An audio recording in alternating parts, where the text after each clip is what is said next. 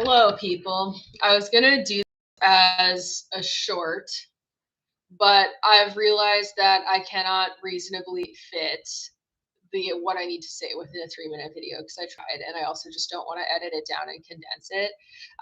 But I need to speak out about this, and I've been trying to just continue doing my thing, lay low, go about my business, post things about my life and my horses, and just continue talking about things that feel important to me. But someone crossed such a line last night that I cannot let this go. And I cannot let this be buried because it is so incredibly toxic and dangerous behavior that this type of thing needs to be talked about.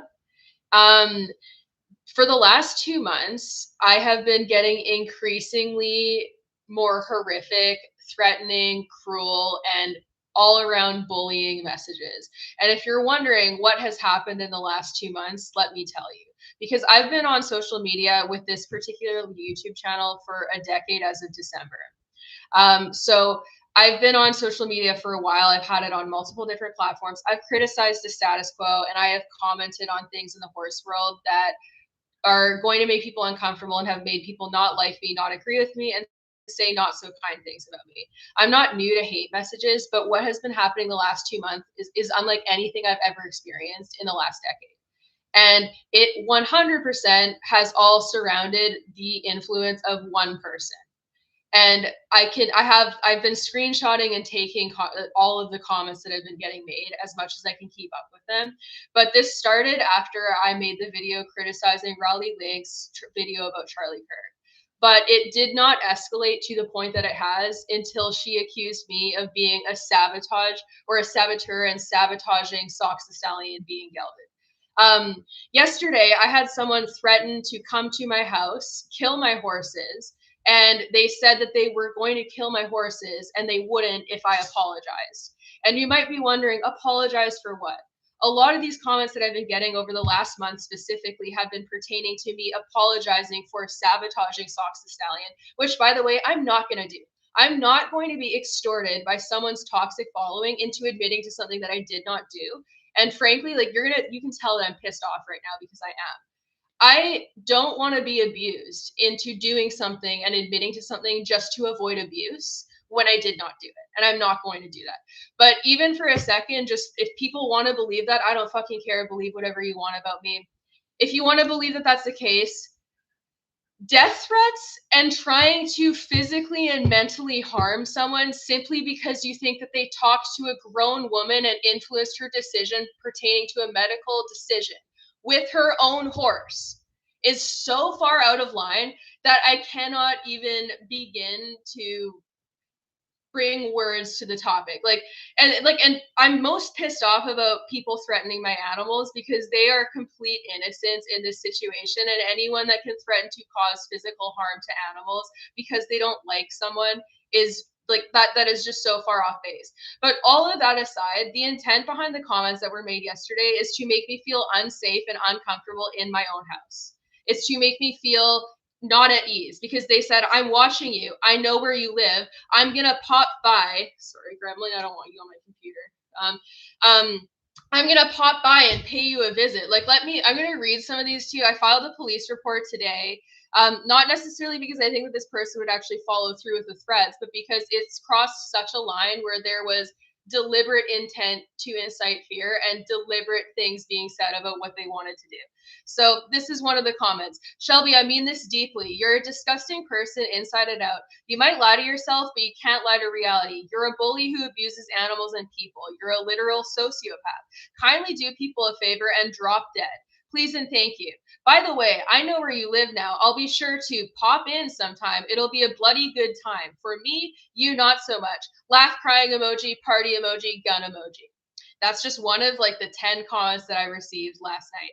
Here's another one. I bet your horses love avocados. I'm pretty sure if I were to calmly enter the stable and feed one to it, I wouldn't be caught. LOL, that'll cost me $5 at most, but you thousands. The price of bullying, eh? Personally, if you apologize, I won't do that. If you don't, well, it's either your pride or your horses. I choose my horses. So the implication there is that they're going to hurt my animals if I don't apologize and admit to something that I did not do. That is just a little taste. I've also gotten comments from like lots of different accounts. This is by far the worst. This person's by far the worst. But I was also going through some of the ones that YouTube automatically flagged, and I had another one from another person who 100% has been commenting directly from Raleigh's platform. And it's on a video where it's just my boyfriend recording me filming my cat in a cowboy hat. And the title of the video is POV, Your Girlfriend is a Pet Influencer. And this person said, "How does anyone love you? You literally suck dick to animal abuse." Again, this is all in response to people believing that I may have possibly influenced the decision of someone for their own horse with their own medical choices with their horse. You are now coming onto my profile trying to insinuate that I do not deserve love, that no one should like me, and that I should not feel safe in my own home. These are just a small fraction of the hundreds and hundreds of comments that I've received over the last 2 months. And let me be clear here, because of my place in the animal welfare world, who I've spoken to, going to events where FEI officials are there and speaking to them, and going up against these big name riders and having big name riders not like what I'm saying about them. I've been contacted by Olympians because they haven't liked the criticisms that I've said about them and their horses, or they've come to me to try to like smooth things over so that I don't say shit about them. I've gotten a lot of flack from powerful people that are high up. I've never received this level of abuse as the result of anything I've ever experienced. Not from coming after the FEI, not for questioning status quo with upper level riders, not for criticizing what's going on in the competition ring. The worst cruelty that I have ever received is directly because of this person. And people who are, I've had a lot of people ask, well, why don't you pursue this legally? If you're so sure that you're not at fault, why don't you pursue this legally? Because I got a quote, what this would cost me to pursue it legally, which by the way, I have a case, but for it to go anywhere, I have to pay $5,000 to $7 US to $7,000 US to actually pay a lawyer to get the work done. That's $10,000 Canadian. And they said I very likely would not receive any money back. It would just be accountability. So the legal system favors people with money. And I think that this is a large part of the reason why people can get away with this, because they know that people do not have the money to necessarily fight them, or that they don't want to. And I shouldn't have to take $10,000 of my own money out to try to hold someone accountable and prove that what they're saying about me is not true. And I don't want to do that because I have a lot of other things that $10,000 would be more useful spent towards.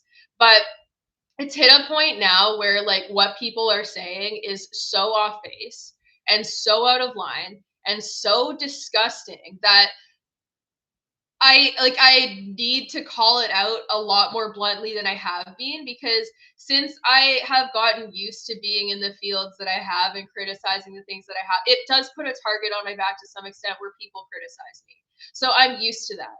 But a lot of people that get this level of hate aren't necessarily going to be used to it. They're not going to be able to receive it well, and they might have other shit going on in their life that makes them very vulnerable. So all of these people making these comments to me, like I'm just some, they're a faceless stranger in my life. They don't actually know who I am. They don't know anything about me as a person. They don't know what I'm going through in my life outside of social media. They don't know if I'm already struggling with mental health issues that would put me at risk, and they're saying those things anyways. And like I mean this to be abundantly clear. It's not to threaten people. It's not to scare. Well, you should be considerate of how this could happen. But I'm not saying this because I'm at risk of this. Comments like this are going to hurt people. You're going to cause lasting mental damage. You could end up bullying someone into a permanent decision like a suicide. And it's not a joke. Like this following is so toxic. And yes, people don't have control over the actions of their fans, but when they set an example for that type of behavior, are aware that it's going on, and are not making any comments of trying to rein it in or slow it down or bring back the level of vitriol that's been happening, which there hasn't been any effort made to do that in the last 2 months. When they do not do that, they are complicit, because this is the direct result of things that were said about me. And these are people coming off that page, to my page to stand up for someone that they respect, believe in, and enjoy the content of, and it's direct, like they're directly responsible for those remarks coming to my page. Because nothing like this has ever happened. I've had back and forth with other influencers before who have had big followings, and it's never been anything like this because they don't promote and exemplify this type of behavior in their following, even if they don't freaking like me. Even if they think that what I say is stupid. Like this has gone so far beyond just silly personal attacks and just degrading comments. It's people completely trying to decimate my well-being, my livelihood, my feelings of safety in my own house, and my sense of self-esteem and self-worth, and also now threatening my animals. Like it's crossed such a line that I just don't even understand how anyone can justify this, honestly. Like even if they don't believe me and they think I'm full of shit and that I'm lying, how is this response justifiable? How are these comments justifiable? How is this behavior justifiable? Does anyone not see the problem with people, like a lot of these people that I've gotten comments from too, the way that they write, they sound like they're pretty young, so they might be underage. Do you not think that this type of behavior being curated and normalized in a following puts children at risk in high school and elementary school or wherever they are to harm and bully other children? Do you not think that this type of example might lead people to mistreating people in their everyday life? Because it's not just online. It's not just people that are being discussed. It's a pattern of behavior that is being exemplified, normalized, and enabled within a group, and it has created a level of toxicity that is actually going to cause harm. And this is not trying to spread hate or anything, but it's like accountability and awareness, because this type of behavior is something that these people are going to do stuff like this until they are held accountable or until they push someone to a point of no return. And then they're looking at the consequences after the fact going, holy shit, I cannot believe that I did that. And it should not get to that point. It shouldn't get to the point where people have to make a horrifically terrible mistake of being a direct participant in decimating someone's mental health or destroying their career or whatever. And then looking back at the shrapnel of that event and going, wow, I shouldn't have done that. I didn't actually intend for this person to physically harm themselves, but my words pushed them to that point. And like, I just like it's insane to me. And I feel the need to say this because it just pisses me off so much. And like anyone who follows me on my other channels or my Facebook and stuff, you guys might have seen me talking about a situation with my family with an abuse circumstance and a legal case that's going on with one of my family members attempting to leave an abusive situation that involves children and the safety of children being put at risk and all the shit that's going on with that. So I already have a legal battle in my life right now that I'm supporting someone through that is a lot more important than a stupid defamation case with this, because my nephews are involved in that and their safety and their futures are at risk because of that abusive person in their life. So for me to even like do anything to make there be legal accountability for this right now does not make sense. And I'm at a point in my life where I'm not dealing with quite as much trauma and shit as I was in previous years. But like this, I've just never experienced anything like this. And honestly, it's saying something because like my pages have been getting millions of views each month for the last several months. Like my content gets seen by lots of people. I have lots of trolls. I get comments that are criticizing me left and right, but I've still never experienced this level of animosity, cruelty, wishing harm upon me and my animals. Also, like that, I read you one of the comments. I think I dropped my phone on the ground. 1 second. I read you one of the comments, but this person made several, and there's other comments where they're talking about feeding the corpses of my horses to their dogs, and just horrendous stuff. So yeah, they commented on it. This one got deleted because I reported a bunch of them, so not all of them are still up. But they said a bigger mess would be a couple of horse corpses. BTW, love how much personal info you give out. See you soon. Like this is like a direct threat. And again, people can argue, yeah, that person's not going to follow through with it, which yes, they probably won't. It's probably all intended to scare me. But do you not see a problem with someone going out of their way to say things like that to try to scare someone in their own house? to try to make them feel uncomfortable. If I was a woman living alone without a man in my house, I would feel a lot more scared right now. Like, my boyfriend lives with me, thank God, and there's also other people living on the property as well.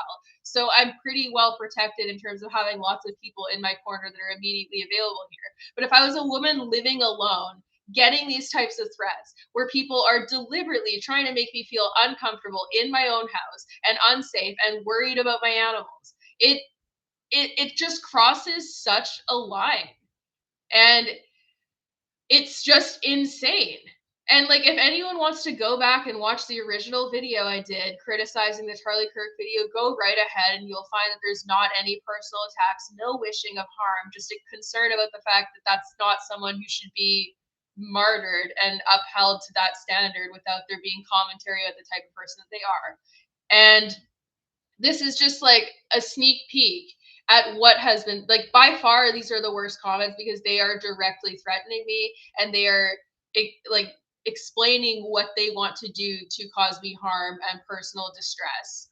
So those are the worst. But I have been getting bombarded with comments that are insulting me as a human being, saying that I don't deserve happiness, saying that they hope that bad things happen to me, saying that I don't deserve to be loved, saying that I am bad with horses, saying that they hope my career tanks, saying that they just hope that my life is shitty.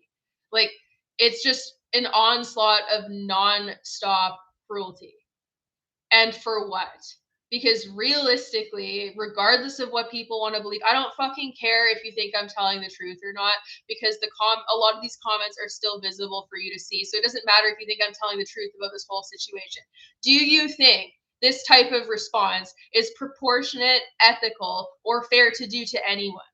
Because ultimately, if we're talking about being the bigger person, no matter what your beef is with someone, you shouldn't be okay with people going into their comment section and giving them death threats, threatening to harm their animals, and otherwise trying to decimate their physical and mental health.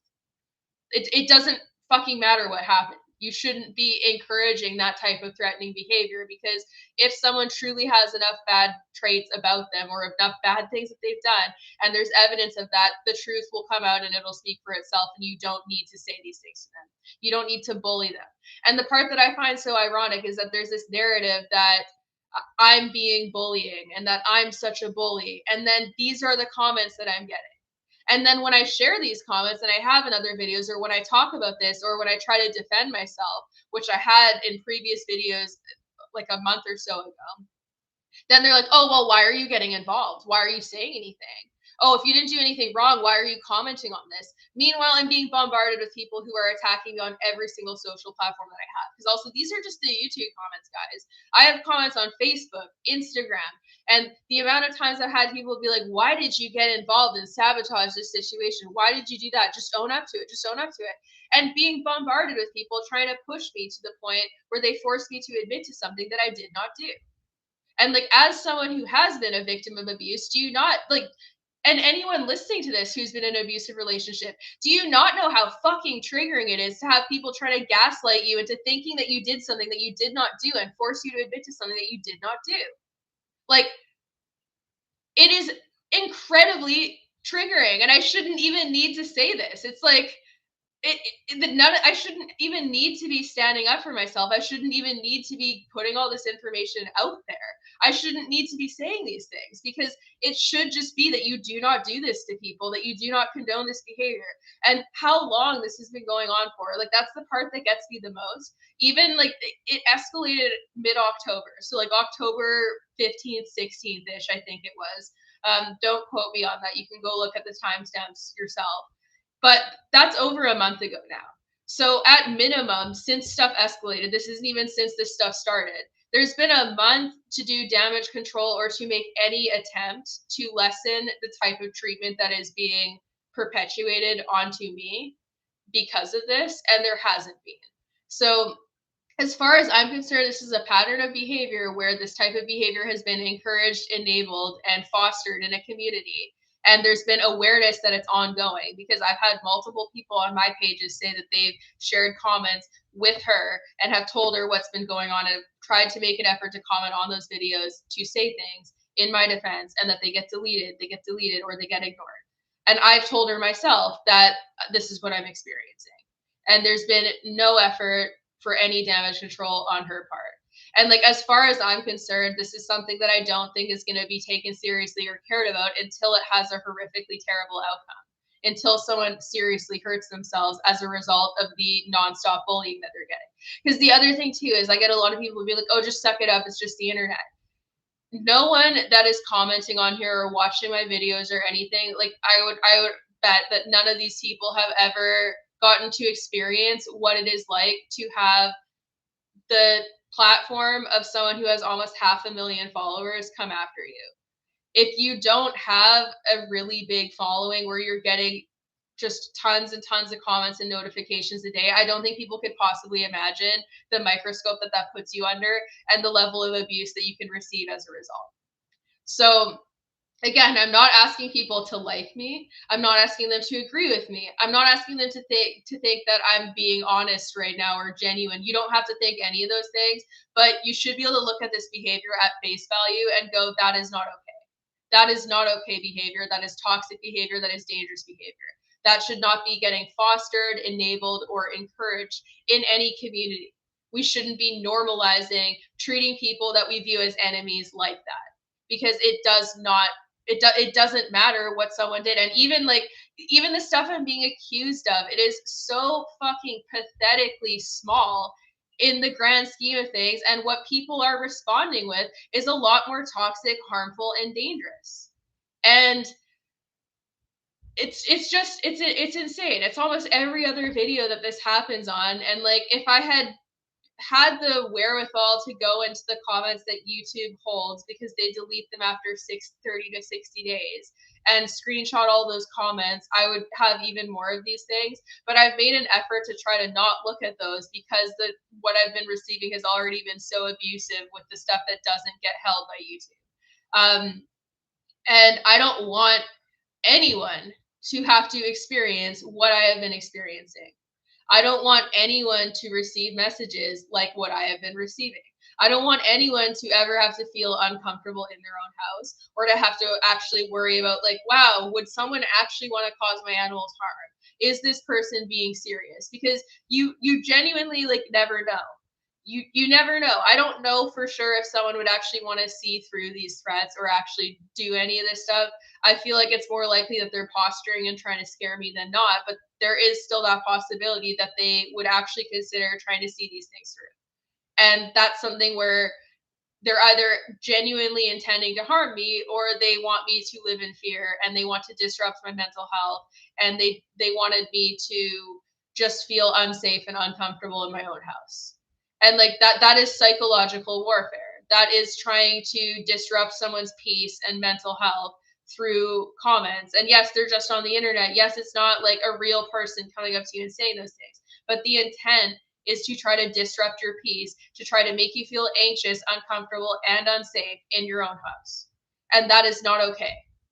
I don't stand for that with any of my following. If anyone wants to go back again and look on any of the videos that I've done on this, the comments that I did see where people were saying things that were out of line, I checked them. I said, that's not okay. Don't say that. We can't, like, that's not a fair thing to say. We don't know that for sure. Because there's certain judgments and comments that are not okay. We can stick to criticizing things that are actually tangible and fair to criticize about. We don't need to resort to personal attacks or cruelty. And like, I try to correct that when I see that. I don't foster or encourage these types of behaviors. And if it had come to my attention that people were doing stuff like this on my behalf, I sure as shit would not be sitting by silently and watching it happen for 2 months and counting. So like, I seriously hope that this is going to be taken seriously by people, and they'll reconsider the comments that they make online, because like, I don't want anyone to have to learn the hard way by pushing someone to the point where they actually break them physically or mentally and have lasting impacts, because no one deserves to have that happen to them. And I think a lot of the people that are making these really mean-spirited comments, they aren't making them with an actual idea of what the possible outcome could be. They're not making them with such malicious intent that they actually want someone to follow through on these things. But if they did, then they would be complicit and responsible in that. Like, telling someone to kill themselves is an insane thing to say, regardless of what you don't like about their content, regardless of what you think about them as a person. That's a really awful thing to say to anyone. And this really shouldn't even be needing to be a discussion. But I've been trying to just go about my business and lay low and not involve myself in this type of shit, because it's just so toxic and unhealthy, and I genuinely do not need this in my life. Because despite the fact that I know that I'm loved and I have a support system, I would be lying if I didn't say that it's like jarring and stressful to get these types of comments. Like, those comments that I read with the threats came in at like 10 o'clock at night. So I got like no sleep last night, not because I was actually scared they were going to come into my house that night, but because it is stressful and anxiety inducing to see stuff like that out of the blue when you aren't expecting it, and when it's that vitriolic and angry. Like, regardless of whether or not you feel people are going to follow these threats through, it's scary to read the words of someone who's never even met you and have them have that much animosity towards you and your animals, and to say those things and not just like think them in their head, but to type them out, hit enter, and then send a bunch of other comments after that. That level of animosity is really, really scary. And it's very unhealthy for the people that are feeling that way too, because I guarantee you the person who left those nasty comments does not feel good about themselves. They're probably not in a healthy state of mind. They're probably not happy, because happy people are not doing things like that. So it's also not helping them cope with whatever they're struggling with in their lives that is leading them to take that as an outlet. So it's a twofold issue, where one, it's harmful to the people who are having these comments be directed at them. But two, for the people making these comments, it is incredibly unhealthy. It is feeding into toxicity, anger, resentment, and using attacking someone else as an outlet for releasing the pent up bad emotions that you're feeling. And it's not a healthy coping mechanism, even for the people who are engaging in these toxic comments. So on all sides, it's just like a really, really unhealthy dynamic. And it's not something that I think should be encouraged anywhere online. Like, I don't think we should be normalizing this idea that if you don't like someone or agree with their perspectives, that you should be wishing harm on them. And I do think there's a lot of irony in this, that a lot of this stuff stemmed from me criticizing the Charlie Kirk video, which apparently the biggest problem was people wishing death on him. But now that I'm getting death threats and people wishing death on me and my animals, there's just nothing being said or done about that. And like, I did report one of the videos for defamation for Canadian defamatory law. And it did get struck down in Canada because it does violate Canadian defamation law. But then even for that, I got hate messages from this following being like, oh, well, if you didn't do anything wrong, why are you reporting the video for defamation? YouTube doesn't just take down things for no reason, like, especially for defamation, you have to do like a legal form and you have to provide timestamp things of claims that are being made. There has to be deliberate intent to cause malicious harm. There has to be your full name stated and your likeness being used. And it fulfilled all of those requirements. So it got struck down in Canada because it defies Canadian defamation law. And yet I'm still being the one that's vilified and labeled as the problem, even in that setting, instead of people pausing for a moment and reflecting and going, maybe there was a problem with that video. Maybe that's not okay. And I also really don't like the fact that it's basically put me in the position where it's like, oh, you're guilty until proven innocent. You owe it to us to try to prove that you didn't. Like, do you know how hard it is to try to prove that you didn't say something? Like, that something never happened? Like, how exactly do you expect someone to substantiate that beyond what I've already said? And why is the burden of evidence on me instead of the person accusing and making these claims? And also, logically speaking, anyone who looks at the track record of what has happened since September and the response video to me and what it says about me and what comments are made about my character, how vitriolic, angry, and toxic that video is, I feel like it should be connecting the dots to be like there is clear motive to pile onto that and to add additional reasons to target this person because there was clear anger behind that video. And despite all of that, despite the video trying to slander me as a person and attack my business and attack my integrity and just completely decimate and destroy me as a person, I have not resorted to personal attacks. If you watch my videos, even watching this one back, what you'll notice is that I'm talking about behaviors that I have an issue with. I'm talking about toxic patterns. I'm talking about enabling toxic behaviors. I'm talking about things that are all subject to change if someone chooses to stop participating in those toxic behaviors. I'm talking about things that are happening in the present day that are repeatedly ongoing that are occurring right now. I'm not bringing up things that I just think that are personal perspectives. I'm not bringing up stuff from a decade ago. I'm not bringing up stuff with the intent of trying to slander and paint someone as a wholly bad person because I don't believe that. I think that the way that all of this is being handled is very toxic and unhealthy. I do think that this whole situation is not, it lacks integrity, it lacks kindness, it lacks empathy. But those are not traits that someone has to hang on to for their entire life. You don't have to make that your identity and who you are as a person unless you choose to keep feeding those areas. So it's all something that is subject to change. And my criticisms are all pertaining to specific behaviors that are ongoing and recent. I'm not personally attacking someone or trying to slander their character or paint them as a wholly bad person because I don't believe that. I think that accountability is important. I don't think that people should be able to do this to people and just get away with it, especially as they continue on and on and on. Because at any point, too, as far as I'm concerned, there could have been a moment of reflection and being like, okay, wow, I did not mean for things to escalate to this point, and backpedaling. And there hasn't been. And it's just gone on for way longer than what I possibly could have imagined. And it's just been on and off, like rant, like where there, like I can tell usually when there's been another video that's posted that either references me directly or alludes to me in any way because the comments get more intense and frequent, and I'll get like a bunch of comments within a relatively short span of time when things had been kind of slowing down at least a little bit.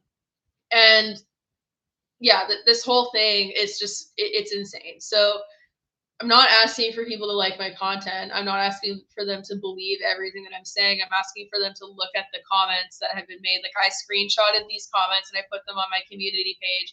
If you want to go look and read them for yourself, because like I just don't see how anyone can condone that type of behavior, regardless of how you feel about someone. Like it is just so incredibly insane to me that people want that they're feeling so angry and vicious and toxic that they want me to feel uncomfortable and unsafe in my own home, and that they're willing to threaten to harm animals. Because like again, regardless of how people think, oh, you could think I'm the worst person ever, you could think I'm the antichrist. Why are you threatening to harm my horses? Why are you wishing harm on my animals? Why are you vying for them to die? Like they're in this person's comments, like that they were referencing feeding my horses something that would make them colic and die and cost me a lot of money. And like it's just so incredibly insane to not only be that angry at someone, but to also think about ways in which you can hurt them and then verbalize them on their page. Like, and for me mainly, I just worry about how this is going to impact other people because I know that this is not going to just be something that stops with just me. I'm just the target right now. If this behavior is normalized, enabled, encouraged, and continues to be fostered within a community, it's going to get worse because also ultimately all of these people that are saying these things, they are feeding an underlying behavioral motivation. Yes, sorry, here comes the behaviorism talk, but there's a reason why they're seeking these types of behavioral outlets.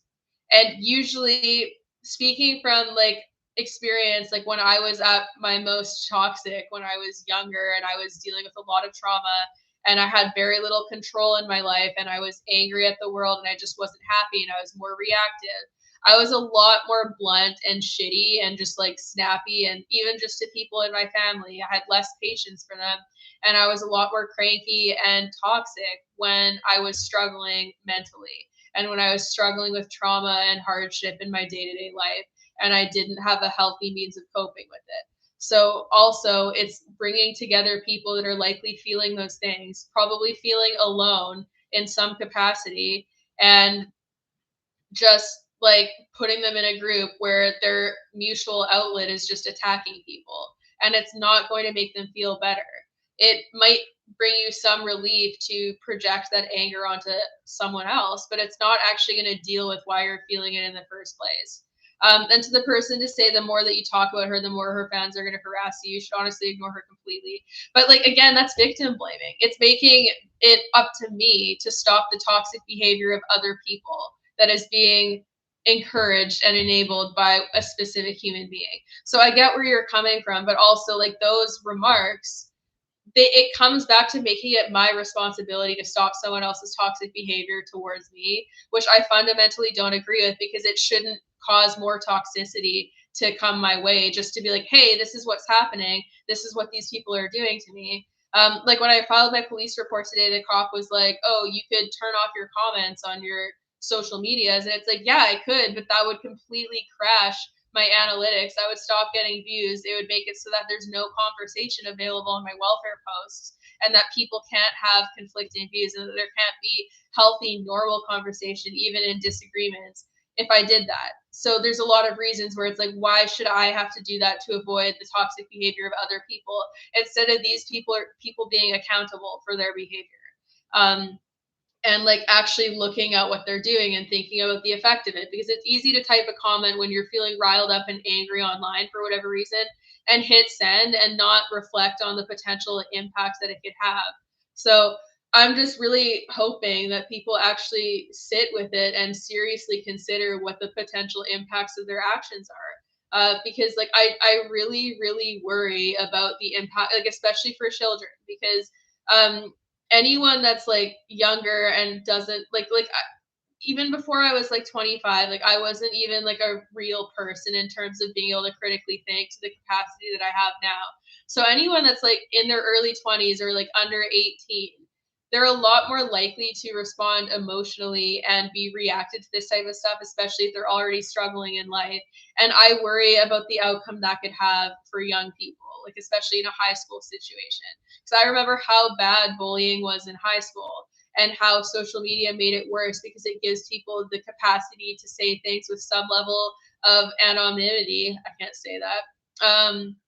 And to not have to think about it as deeply. So people are a lot more mean because you're angsty and you're young and you're not thinking of the outcome of your actions. And then you also have access to something that you can hide behind a screen and you can say things. So I worry about that too. And like, it's really not just about me, because I know in the long run that eventually this is all going to blow over and that like I'll be fine. But also at the same time, I shouldn't have to be like stressing in my bedroom because I got a shitty comment or like a series of shitty comments at 10 p.m. Last night. And yeah, it's a part of putting yourself out there online that you run that risk. But that doesn't mean that people shouldn't be accountable for their behavior. I really resent the notion that being an influencer or being active on social media or sharing your experience on social media means that you sign up for people treating you abusively, because ultimately those people's behavior should still come back to them as people, and they should still be accountable for their behavior instead of being like, oh, just don't walk out in public or don't share yourself because that means that people could treat you this way. And it's like, yeah, they can, and that's something that you should kind of be prepared for in being online, I guess. But that doesn't change the fact that they're still accountable for their behavior, that they should still have to sit with that, and that it's okay to say that this is unacceptable. Um, because the internet, like the people you're talking to on the internet are still real people with emotions, and you don't see what's going on outside of what they share on the internet. Like I share predominantly horse content. I do share some personal content, and I have talked a bit about trauma and mental health, especially on my podcast. But like the vast majority of people who see my content, especially the ones who don't like me, they're not seeing at all what's going on outside of the immediate content that they see online, and they have no capacity to actually have the full picture of what someone's going through at any point. And when you make these comments, you're running the risk of kicking someone when they're already down and just piling on to a situation where they could already be struggling to cope. So really, like, I want people to sincerely consider that, because there's a lot of people in my immediate life that, like, I'm pretty close to, that still didn't know the full capacity of, like, things that I've been going through for the last several years, or things that my family has been going through, because people keep that stuff to themselves sometimes, especially when you're really struggling. And that's people that already know me, much less people online. So you don't know what someone's going through. And again, like, I think the important caveat for this is that it's one thing to disagree with people, to have differences of opinion, to have constructive criticism, or to hold people accountable. It's one thing to do that, and it's a whole other situation to deliberately try to attack someone's entire character, and with malicious intent. Because that's the thing behind most of these comments, is it is with malicious intent. It's not about trying to make the horse world a better place. I do think that a lot of people are hiding behind the guise of caring about horse welfare to try to say that that's what they're doing. But the intent behind their comments is trying to be controlling and to try to pressure people into submitting to them, and to just try to, like, hold it over their head. And, like, to be perfectly blunt, and, like, I hate the fact that I even have to preface this with this, because showing someone empathy and compassion doesn't mean you have to acknowledge all of their decisions, or, like, agree with everything that they do. But I don't agree with how, like, everything that's going on with Socks the Stallion, but Tanya is still a person, and she's also gotten death threats, and she's also gotten really horrific comments too. Um, and she's also been targeted a lot by this following. So regardless of how you feel about her horse care, she's a human being too. And the fact that showing her any compassion or saying anything in her defense when she's also been being treated abusively by this group of people is perceived as endorsing all of her care and actions towards that horse is just so incredibly manipulative. But that whole situation with talking about gelding that horse is also another example of an abusive following and manipulation tactics, because if it was truly about benefiting the well-being of that horse, there would be more steps taken to help educate and, like, promote alternatives to help improve his lifestyle that aren't just one permanent decision. To me, the way this whole situation comes across is someone power tripping and taking what they want the solution to be, so that if they were able to push the person to do it, that they can be like, wow, look at me, look at what I've done, I'm so great, we made them do this, and basically ride on the coattails of that clout. Even though if you geld a senior stallion, their stallion behavior is still going to be retained, and there would need to be a complete resocialization strategy to even have a hope of safely introducing him to other horses. And I'm saying this as my profession is consulting on horse behavior. If I had a client who had a senior stallion who was poorly socialized and exhibiting stress behaviors like that, and even if they were considering gelding the horse, I would immediately tell them that's not going to be your only solution. There needs to be a behavior modification plan regardless. And I would also tell them, if that's what they're thinking, to talk to their vet about the potential risk factors for bleeding and weigh that in accordance with the likelihood of actual behavioral change. Because when you have a breeding stallion who's actually covered mares and has been intact for that long, gelding them's not going to just make them seem like a gelding. It's not going to re-socialize them and have them suddenly know how to interact with other horses. There needs to be a whole system in place to help re-educate that horse on how to be a horse. And again, like, I hate the fact that I have to preface all of this with saying that, because me showing compassion towards someone and saying that we shouldn't treat them like shit or try to bully them and back them into a corner to make a specific decision doesn't mean that I'm endorsing all of their decision making. It means that I'm saying that the methods being used to try to push that person to make a decision are not in good faith. And I do not believe it's actually for the benefit of that horse, because if it were, it wouldn't be this repeated attack. Because this has been ongoing since June, that she's been having these videos made about her and has been receiving attacks. And she told me that it was, like, to the point where people were also threatening to come to her property and cause her physical harm and were giving her death threats. Like, she also got people telling her to kill herself. And to the point where she's worried about the safety of her horse, because people are actually trying to find out where she lives and where he is to go and take action and go do things. And like, that's not okay. Making someone feel unsafe, backing them into a corner, and trying to bully them into one specific decision does not inspire change. It's not going to make someone want to listen. And also, it's like the way this has been handled from the beginning, it's not being done with the intent of actually trying to come to a legitimate agreement that's for the betterment of the horse. Because realistically, if you're discussing these things and you want someone to geld their horse, you don't go and post it on your community page during ongoing negotiations. You don't go and share that with your following of 400,000 people, because that's not going to make the person more likely to say yes and negotiate with you.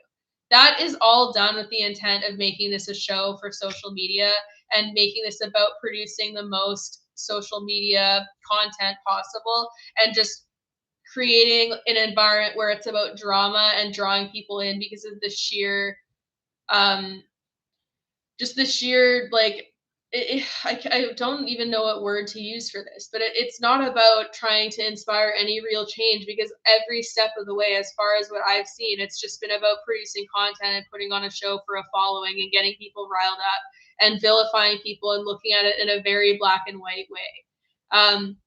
And like, things aren't that black and white. The other thing that I want people to note is that with horses and like people that are like, and I've said this before, even with what I criticize in the industry for ethics and welfare, and like, what you'll notice is like, I'm a lot more blunt and harsh towards organizations that enable bad behavior, and which is why like most of my focus is on the FEI and actual organizations that are setting rules rather than individuals. I'll use individuals as examples, but a lot of these people that are not necessarily always making the best decisions for their horses, they're not doing it with malicious intent.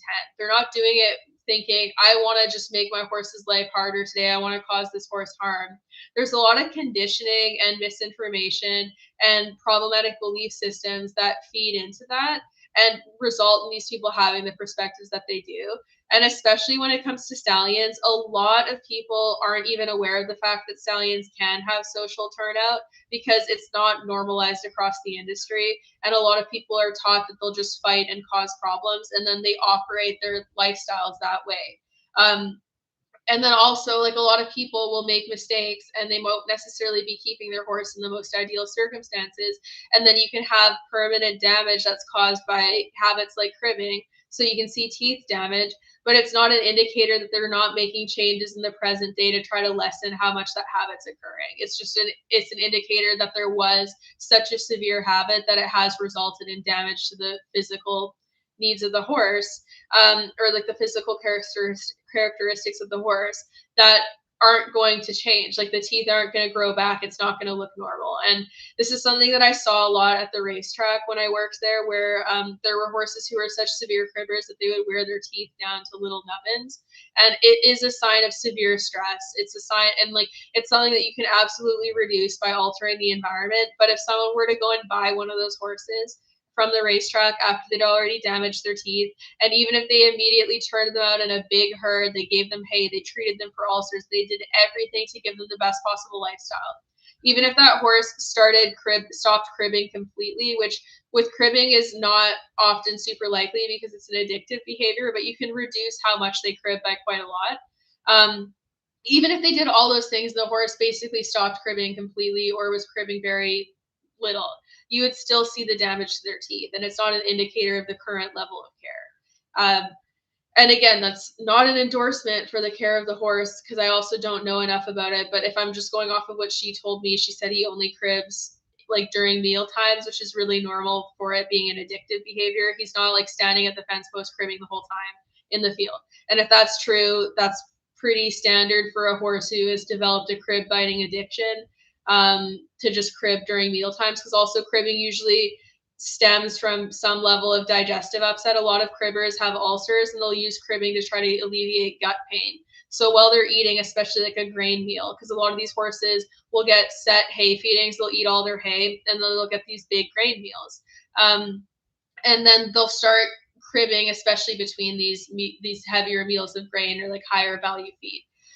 So it's something that is present, even when you try to make changes. So regardless, I think people need to approach this whole thing with like compassion, because like ultimately hating someone, assuming that they're a terrible person, vilifying the crap out of them, and just being insulting and cruel and telling them that they're worthless, telling them to kill themselves and stuff, that's not going to inspire change. If anything, it's going to make someone get their back up more and revert back to the community that they feel safe within, which is probably the community of people that has normalized certain care practices towards them. And the thing that I find really ironic about this whole situation is like trying to bully someone into making a specific permanent decision with their horse by using a huge group of people pressuring that person as the leverage. It's not unlike what we see people doing in horse training when they're flooding horses and basically like scaring the crap out of them and pressuring them until the horse finally submits. Like you're trying to stress and force someone to the point where they finally just submit their will to you and do what you want. And that's not going to come with good feelings. It's not going to come with education. And it's also not giving people the skill set that they need to critically think and actually think of solutions and actions. um, and the reason why like I'm not willing to participate in this particular situation in the way that a lot of people are is because like my job is to try to help people fix behavioral problems in their horses.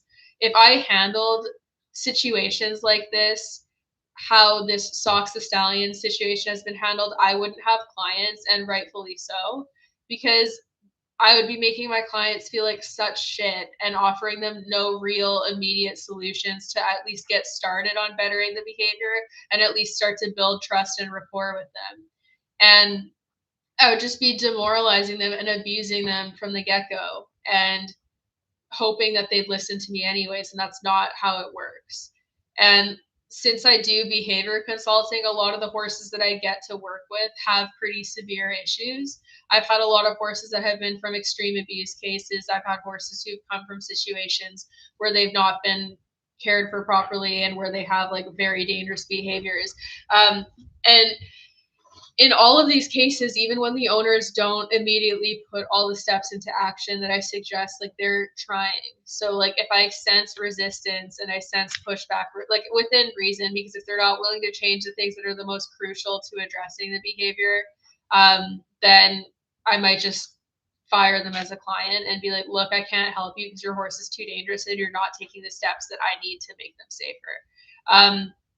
But so I give them actionable steps. And all I can say with this situation is that I never got involved. I never tried to sabotage anything because I'm honestly not invested enough in the situation. I wouldn't advocate for or against gelding the horse because I think that that is further down the list for what makes the most sense to address the behavioral problems. If I was being paid to consult on a situation like that, I would talk to the owner and start to make plans, slowly conditioning the horse to get more comfortable and more relaxed to horses being within proximity. So, starting at a distance that is enough for them to cope and start to settle, and counter conditioning any overstimulation behaviors or study behaviors, and gradually getting them more comfortable, the horses being closer until eventually you can have the horse grazing right next to the stallion on the other side of the fence and not have either one of them being worked up. And then building up to being able to have a shared fence line with another horse on the other side. And I would be really careful about which horses I would select for this because I'd want the turnout partner to be a really passive, easygoing horse that is unlikely to start a problem, but also will assert boundaries if there is something at risk. And also, as a consultant, I would have to look at this from the situation where you're looking at the safety of both horses because anyone that's been at like genuinely question for the class. If you were watching a horse with behaviors like that, like especially a stallion, would you want your horse to go out with them? Would you want your horse to be in turnout with that horse as their partner? Probably not, because you'd worry about safety and you on both sides because if he acts too big and the other horse tells him off and kicks him in the head or the leg, it could cause permanent injury. So it's not really safe to just do that. And gelding isn't going to just teach a horse social skills. When you've not socialized a horse at all, you need to re-socialize them. You need to teach them social skills. And for horses that have had very little access to a herd setting, they don't know how to be a horse. So you have to slowly introduce that process. And if this was something that I was consulting on, I would start it by slowly introducing that process to desensitize their level of reactivity to the sight of another horse until you've gradually shaped it towards them being able to be in closer proximity, and then gradually shape it towards them even being able to touch noses with the other horse. Because stallions are loud, like even when they're well socialized, they'll squeal, they'll strike, and there can be behaviors like that, and they're not necessarily harmful behaviors. But it can escalate pretty fast, and you don't want a horse to get their leg through the fence. You don't want them to get kicked. You don't want horses getting injured. And by the time you put them out physically, both with each other, you want it to be conditioned in a way where there's a high likelihood of success and these horses are not going to be at risk. Because if they did start fighting in an open setting like that, it would be really hard to get in the middle of it and separate them safely without endangering someone. And like, or having both horses be endangered.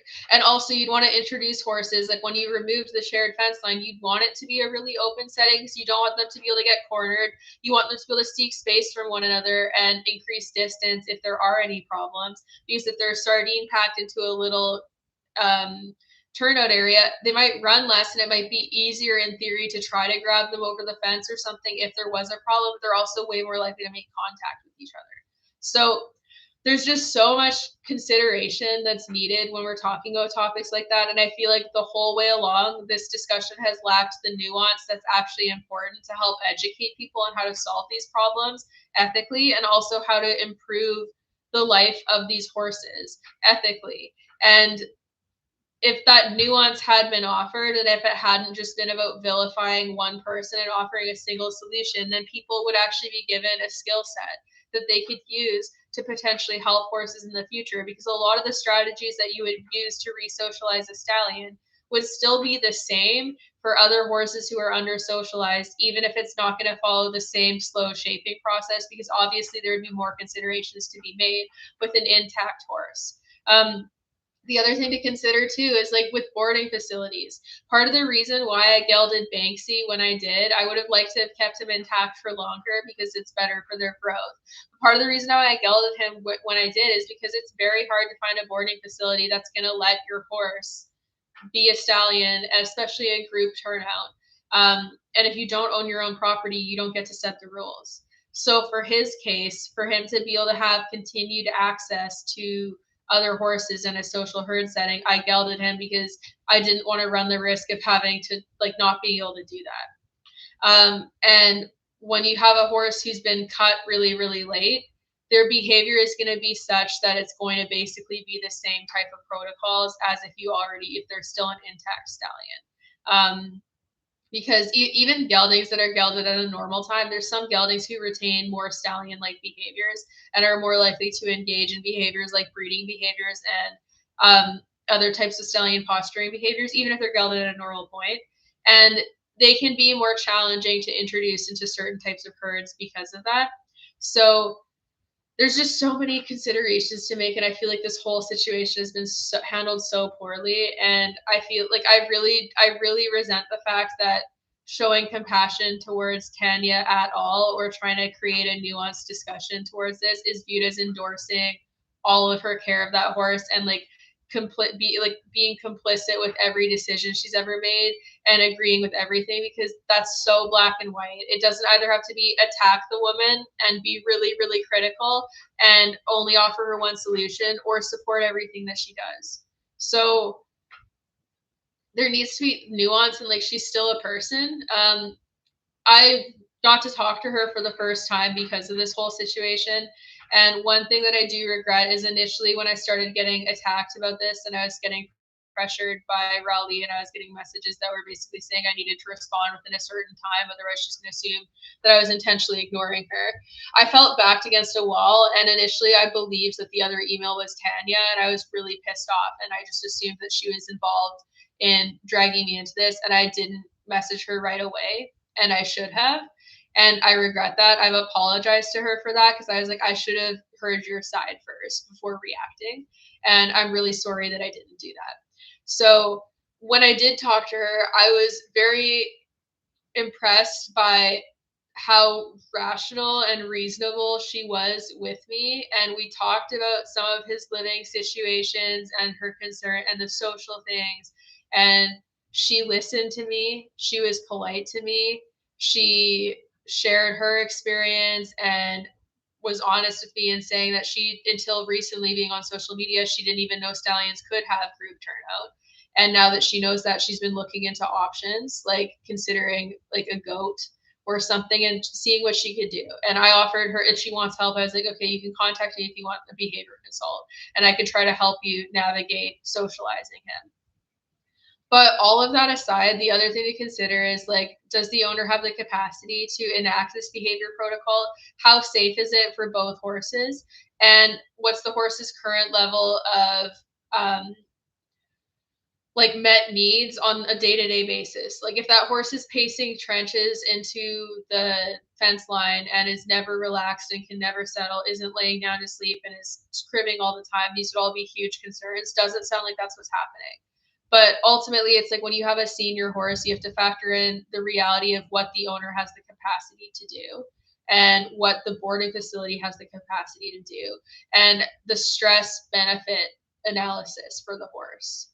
And ultimately, I think people need to recognize the fact that you can't force anyone to make specific decisions. And it's also easy to judge from the sidelines when people aren't looking at the full picture. Like every single person I saw jumping on this gelding bandwagon failed to recognize all of the steps that would actually need to be taken to have a legitimate behavioral modification to improve the life of that horse and socialize him properly. None of them were looking at it with nuance. None of them were looking at the reality of the situation. They just viewed gelding as this immediate, miraculous, magical fix. Like if he just chopped his balls off, all of a sudden he's going to become a socialized horse with no stallion tendencies. And that's just not realistic. It's oversimplifying the issue, and it's putting people at risk, because if that were to have happened, and if she were to believe that that would be the one solution, that he'd be good to go and safe and well socialized to be with other horses after that, it could create a huge accident. So oversimplifying issues is just, it's not productive to the horse. The other thing I want to note, and like this is part of the reason why I've never done any content on socks, is that like that horse lives outside 24/7. And while I absolutely agree that horses need socialization and that that's like the best case scenario for them, there's like the average stallion isn't out in a big field 24/7. There, a lot of them are stabled for the vast majority of their daily time budget. A lot of them are just as stressed, if not substantially more. Their owners just aren't necessarily capturing it on video and sharing it. And it's incredibly normalized in the competitive show industry, where people are profiting off of these horses to a far greater extent, to have these horses have very few of their needs met, and then to have their stress behavior just shrugged off as them being a stallion.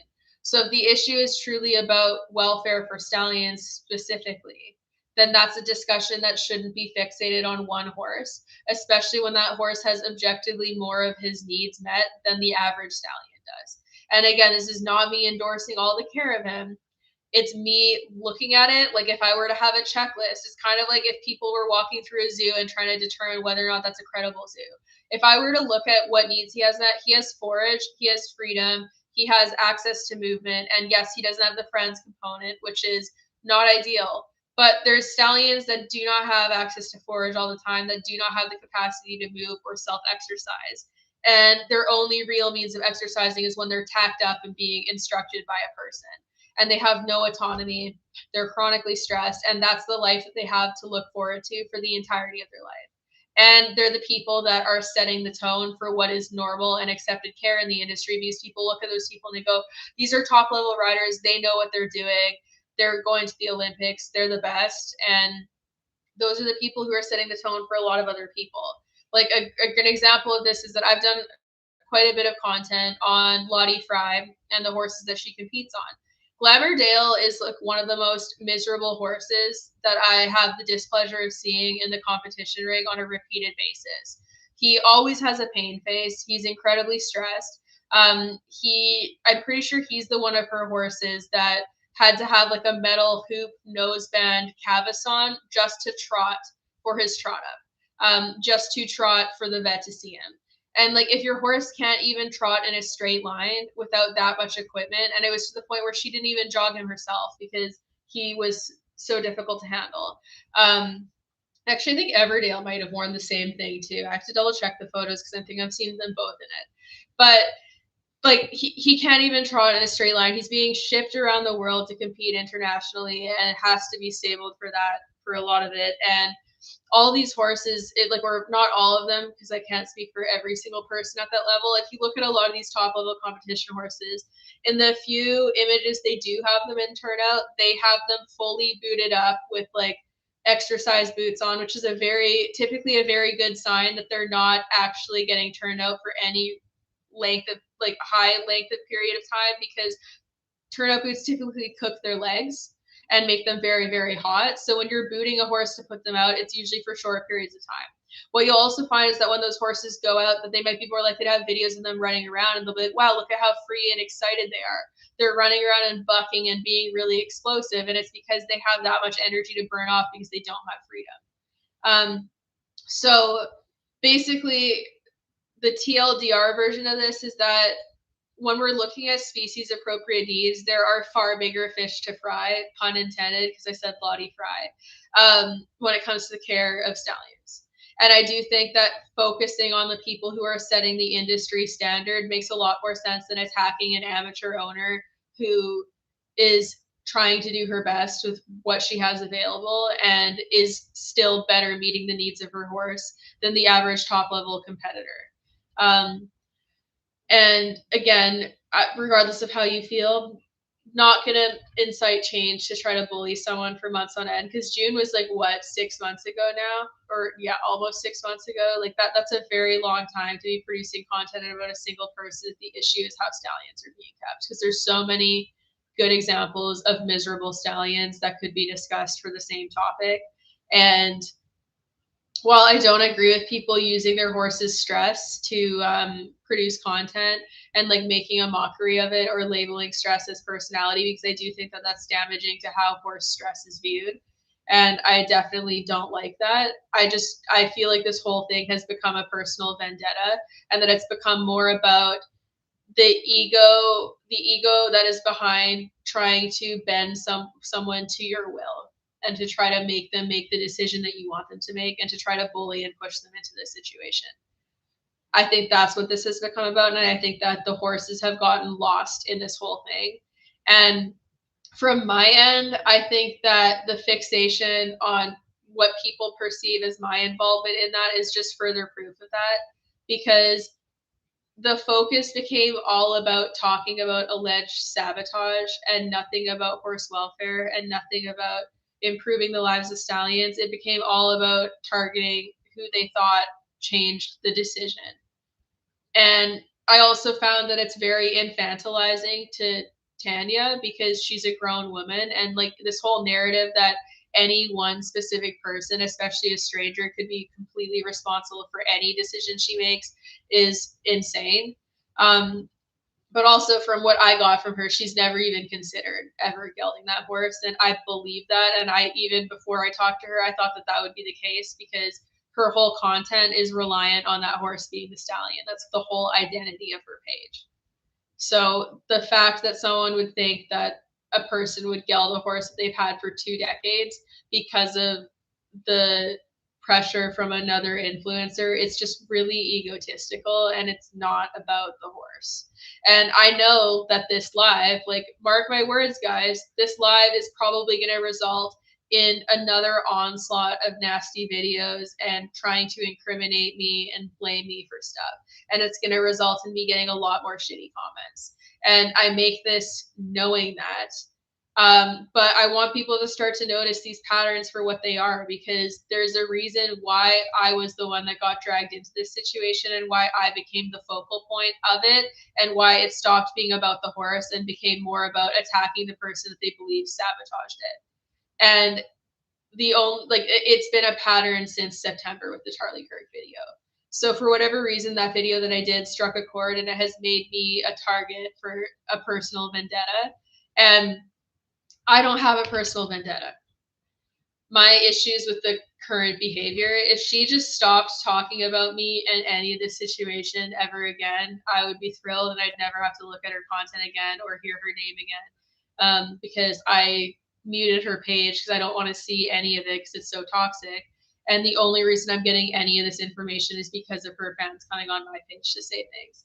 But I think people should notice what's happening because it's just been very apparent to me, and it just doesn't really matter what people feel about it. The way that it's being handled is just ridiculous. Um, so, anyways, for anyone who's just joined, yeah, I've been getting like death threats, and someone just threatened to kill my horses yesterday at like 10 p.m. at night because of all this. And that's kind of what incited this live because frankly, like I'm just so sorry. I'm my thing is weird. I guess I'm gonna take those off first. What am I doing? Okay, 1 second. Sorry if the audio is just fucked because of that. But yeah, someone threatened to like kill my horses and threatened to come to my house. And yeah, like it's hit a point where it's like now I can't just like ignore it. Like all these people are like, don't get involved, just ignore it. It's like I welcome anyone who tells me to just ignore it and not get involved if I have no role to play and if I didn't do anything wrong, to just stay silent when they're getting attacked by hundreds of people and having people threaten to come to your house to cause you and your animals harm. I welcome you to just sit idly by and let someone paint a narrative about your character, try to harm your business, try to attack you as a person, and successfully cause hundreds of people to come onto all your pages and say nasty things. I welcome people to go through that and to not say anything because I think you'd be hard pressed to do so. Or if you were gonna not say anything, I think the only way to successfully do so would just be to get off social media and detox for a while. Which for me, like I had people tell me to do that, and it's like this is part of my business. Especially going into Black Friday and Christmas. Like for my product sales, that's the biggest time of year. I also have a book coming out and being published in 2026. There's also a bunch of different welfare campaigns that I'm working on that I need to post about. So it's like, again, it comes back to making it my responsibility as the victim to remove myself from a situation that I never asked to be part of in order to avoid abuse, which I really hate. Like it bothers me because all of the suggestions that I've largely received from people who think that I should just stay silent and take this have all been surrounding the idea that it's my responsibility to alter my behavior to avoid the treatment that I've been getting instead of for people to reflect on whether or not this is okay treatment. And I think the last thing I want to note on my end is that virtually, or not even virtually, all of the complaints about my behavior that have been made that have not been fabrications, like claiming I'm sabotaging shit, have been about things that happened like 8 to 10 years ago, or and like largely getting one person's interpretation of how those things happened, things that we had both moved on from. And we've even collabed and worked together since then, and she'd been recommending my channel to other people. The only thing that shifted was the Charlie Kirk video. So like I'm very comfortable saying that that's the catalyst for all of this because there never was an ongoing issue. And frankly, like I've also had people be like, "Oh, why don't you just talk to her?" No. This is clearly someone that's not willing to have a reasonable discussion. Because they tried to drag me into it and attack my personhood before ever having that discussion. And yeah, it's past the point of me being willing to do that. So what I would really like is for people, like, if you want to shit talk me, go do it in the echo chamber that is the comment section on her page. You can say all the death threats and shit that you want on there. You don't have to come say them directly to me. You don't need me to say them. You can go shit talk me all you want on her pages. I bet she'd love that. And just don't post it on my channel. Like, I don't need to see any of that shit. You don't need to be trying to disrupt my mental health and my feelings of safety because you're mad about something that you heard someone else say about me. And oh, okay. The person bringing up the Palestine stuff, I never heard about or saw that because if I had, I for sure would have said something about that. But Jesus Christ. Anyways, that again, that kind of just feeds my point of what I was saying about the Charlie Kirk situation and not caring about other people. Yeah. So yeah. But I don't know. I think that like one thing that I hold dear to my heart is my integrity and my honesty. And like even amongst people in my personal life, I'm really careful about the things I say and how I come across because I want to be honest with people. If they ask me for my opinion on something, I'm going to tell them honestly. I try not to say things about people that I wouldn't be comfortable getting back to them because I try to operate with honesty. And if someone hears that I said something about them and they ask me, and if I actually did say it, I'm going to tell them the truth.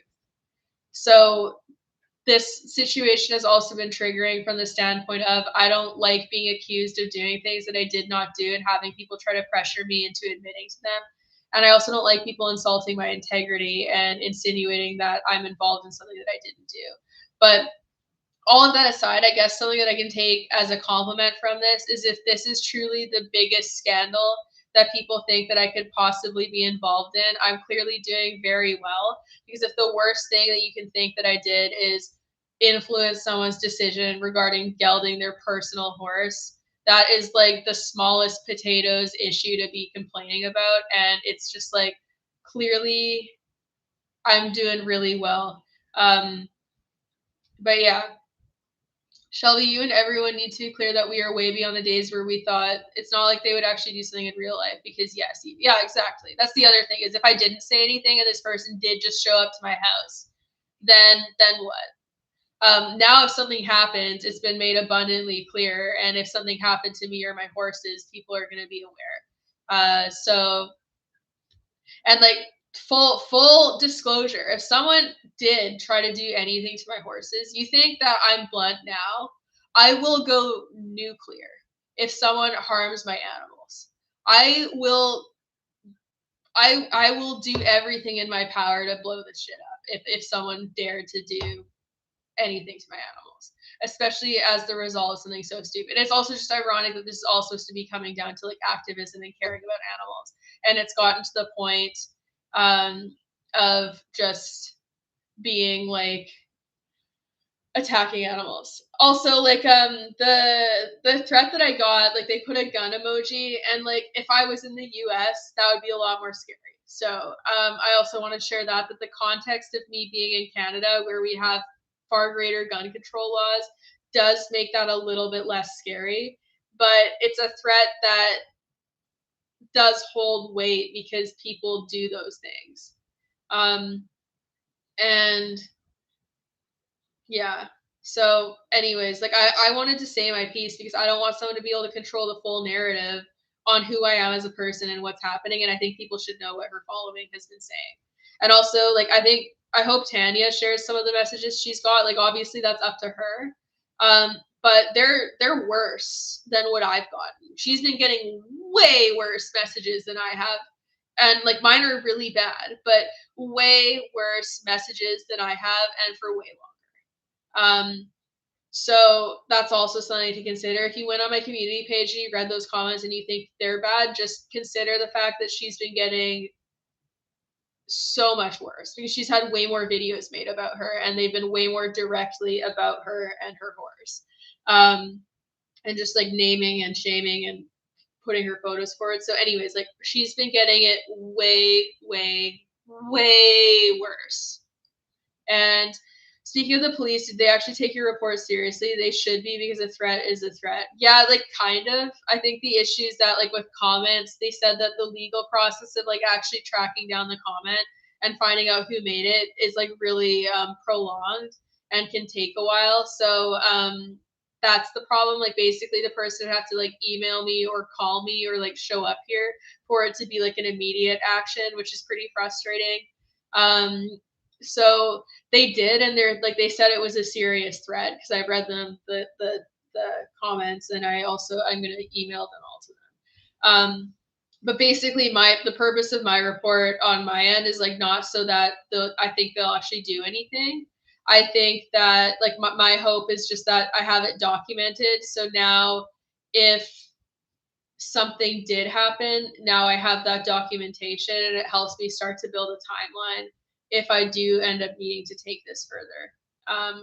So yeah, that's the main reason I did it, but it does suck because it's just something that's like hard to really legally pursue. And it's like again, the legal thing all comes down to money too. Like if I had the money to throw at a lawyer for this, like it would be case closed, easy peasy. Because I have a case, I have so much evidence that there's been an attempt to assassinate and attack my character because her fan base has been very like not very smart in the sense that they're putting this all in writing. Like it's actually damaging to her reputation for them to be making these comments. Um, but like it's the money thing. Like I don't want to spend 10 grand just to hold someone accountable. Cause like even if it works, it's like I'm out 10 grand. I could have put that towards a lot of other stuff that matters to me. So like the legal system's cost prohibitive, and it like that's part of the reason why people like this can get away with that because they know that a lot of people aren't going to want to put the time and money into suing them.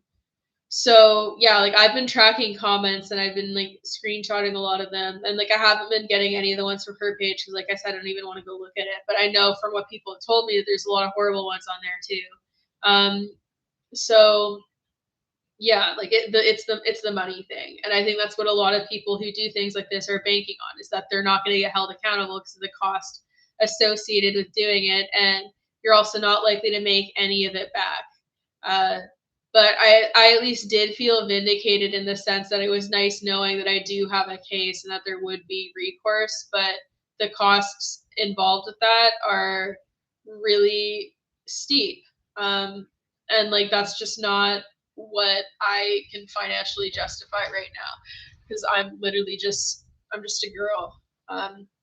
So yeah, but yeah, like I highly recommend people just consider, like, even just go look at people's comment sections too, because if you just go and look at some of the recent videos on Tanya's page or my page or like anything like that, and the folded comments, especially because I clicked like her folded comments on one of her videos. I can't remember if it was on Instagram or TikTok, and it's just like full of horrific shit. Um, and like the thing that I can't get past is like no matter what you feel about someone's horse care, why are you telling them to kill themselves? Why would you say that? And yeah. So anyways, it's a process. And I hope that provides people with context with like what the actual solution would be in this type of situation. Because I just think that this whole thing is so dramatic, so short-sighted, and it lacks so much nuance.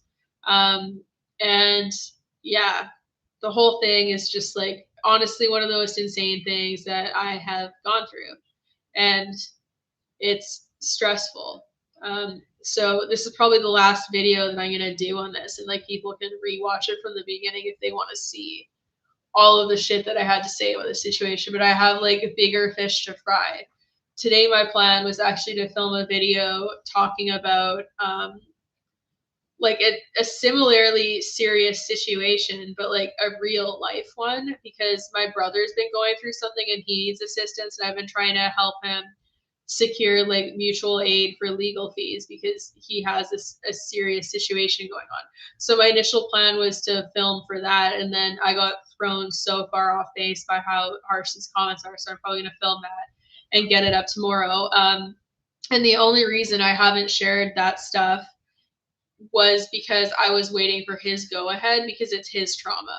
So there's been a lot of stuff that's been ongoing for years that my family's been dealing with that has never been talked about. And this goes back to what I was saying about people not knowing what's going on behind the scenes. There's stuff that I've just been sitting on for years that has been bothering me, impacting my mental health and impacting my family that I just haven't been able to talk about because it's not my thing to talk about. And now I am going to be able to do that, which feels good because it's a situation that he's had to be alone in for a long time. And it's a similar situation in that like the abuse being that's occurring is coercive abuse. It's not necessarily well and physical, but anyways, that's something that I'm going to talk further about because I got the go ahead from him to do so. to try to get him some help. And it's something that we have well documented too. But like this again goes back to what I was saying with the legal system favoring the wealthy, because like for him, if he runs out of funds to pursue this legally, it's going to impact his capacity to see his kids and also get his kids into like a safe, stable living situation.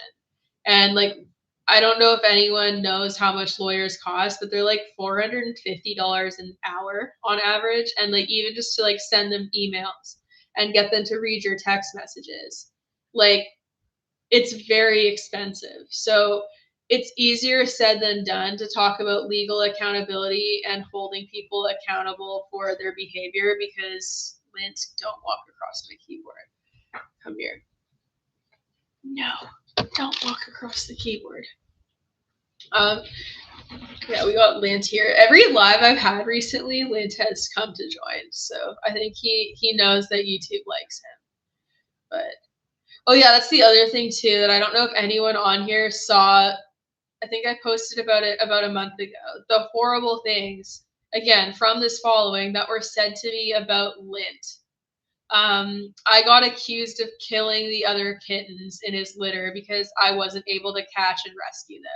And I got told that I did it for clout and just for YouTube. Which, like, by the way, like anyone, you could ask anyone in my life, probably even people who don't even like me anymore, at any point in my life, like even when I was 5 years old, if I would rescue a kitten that I found. And the answer is unanimously yes. Like if I find an animal that is a domesticated, and honestly, even a wild creature, if it's injured, I would take it and I would go drop it off at the wildlife sanctuary. But yeah, there's disgusting things said about him, and it's like, genuinely, what's the purpose of this? Like, even if people believed that I was only motivated to save this beautiful little kitten because I wanted social media clout, like, why are you shaming someone for doing something that benefits the life of a being? But like obviously that's not the only motivation. And again, this goes back to people not knowing what's going on outside of social media, because what people didn't see, like even in the videos that I posted of Lint, do you guys know like how long I was sitting on the side of the road with like a cage and just like waiting, and how much of hours out of my workday I took to just trying to get those kittens and catch him? It was like hours and hours, and like even just setting the traps, checking the traps, because I had to check them multiple times a day because I didn't want the cats to be waiting in the traps for an extended period of time. And then there was also the challenges of the area that he was on, like technically speaking, and like, yeah, sue me for this, I guess. Technically speaking, setting the trap where I did in the first place to try to catch his siblings was illegal because it's public land. And there was no private land I could set them on because they were on the side of the road, and the property that they were living on was an abandoned property, or not abandoned, but like the people were coming in and out of there all the time, didn't have their phone number, tried to go over there multiple times to ask for permission to set the traps, and wasn't able to get permission because they were never around when we were knocking. So it was a really complicated situation. And I also tried calling the local animal control place, and I was asking them about it. Can you guys come and set traps? And they're like, we can if it's your property that the cats are on. And I was like, well, no, it's like a public property. And then they're like, no, technically feral cats have like, they're not illegal. They're allowed to just like roam. So anyways, we tried to catch his siblings for like a week and couldn't get them. And it was like a lot of personal time, and also like wasted so many cans of food just leaving them outside trying to lure them into the traps. And like I hope someone else caught them, but I think what's more likely is they probably moved on after I caught him.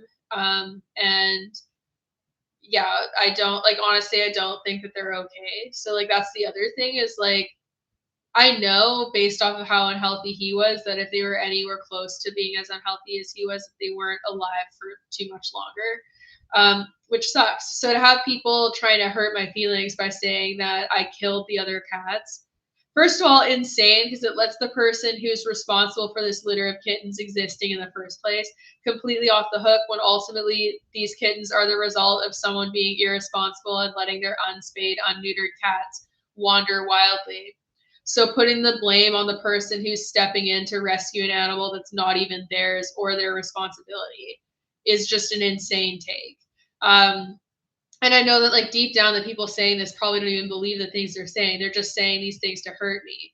But it's taking the focus off of the people who are actually causing the problems and putting it onto me to hold me accountable and make me feel like shit about that. And also focusing on what I wasn't able to do instead of what I did do. Because even if it was a situation where I just caught him and for whatever reason I wasn't even able to go back to set traps, that would still be valid because I saved his life. He would have for sure died if I hadn't got him.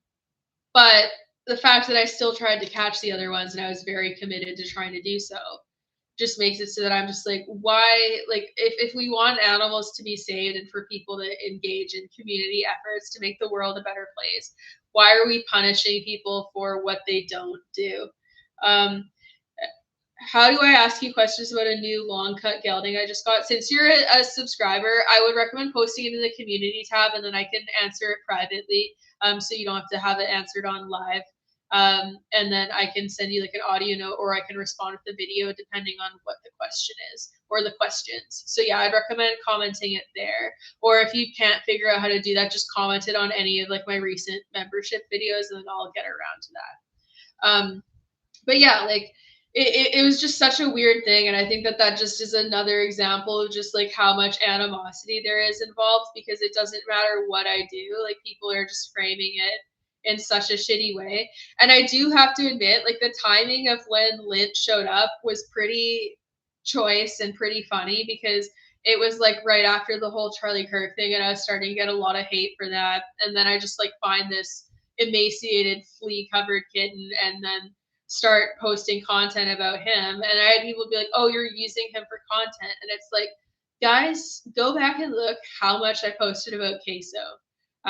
Because when Queso was a kitten and he was growing up, like I took and like any of my baby animals, because their babyhood time is so short and they grow so fast. And also with a cat like him, like I didn't even know if he was gonna live, much less like how much time I would have with him. And it's also like obviously I wasn't happy that he was unhealthy, but it is pretty special getting to like nurse an animal back to health like that and to have that type of situation arise and be able to help them. Like that's a situation that's like a once in a lifetime thing.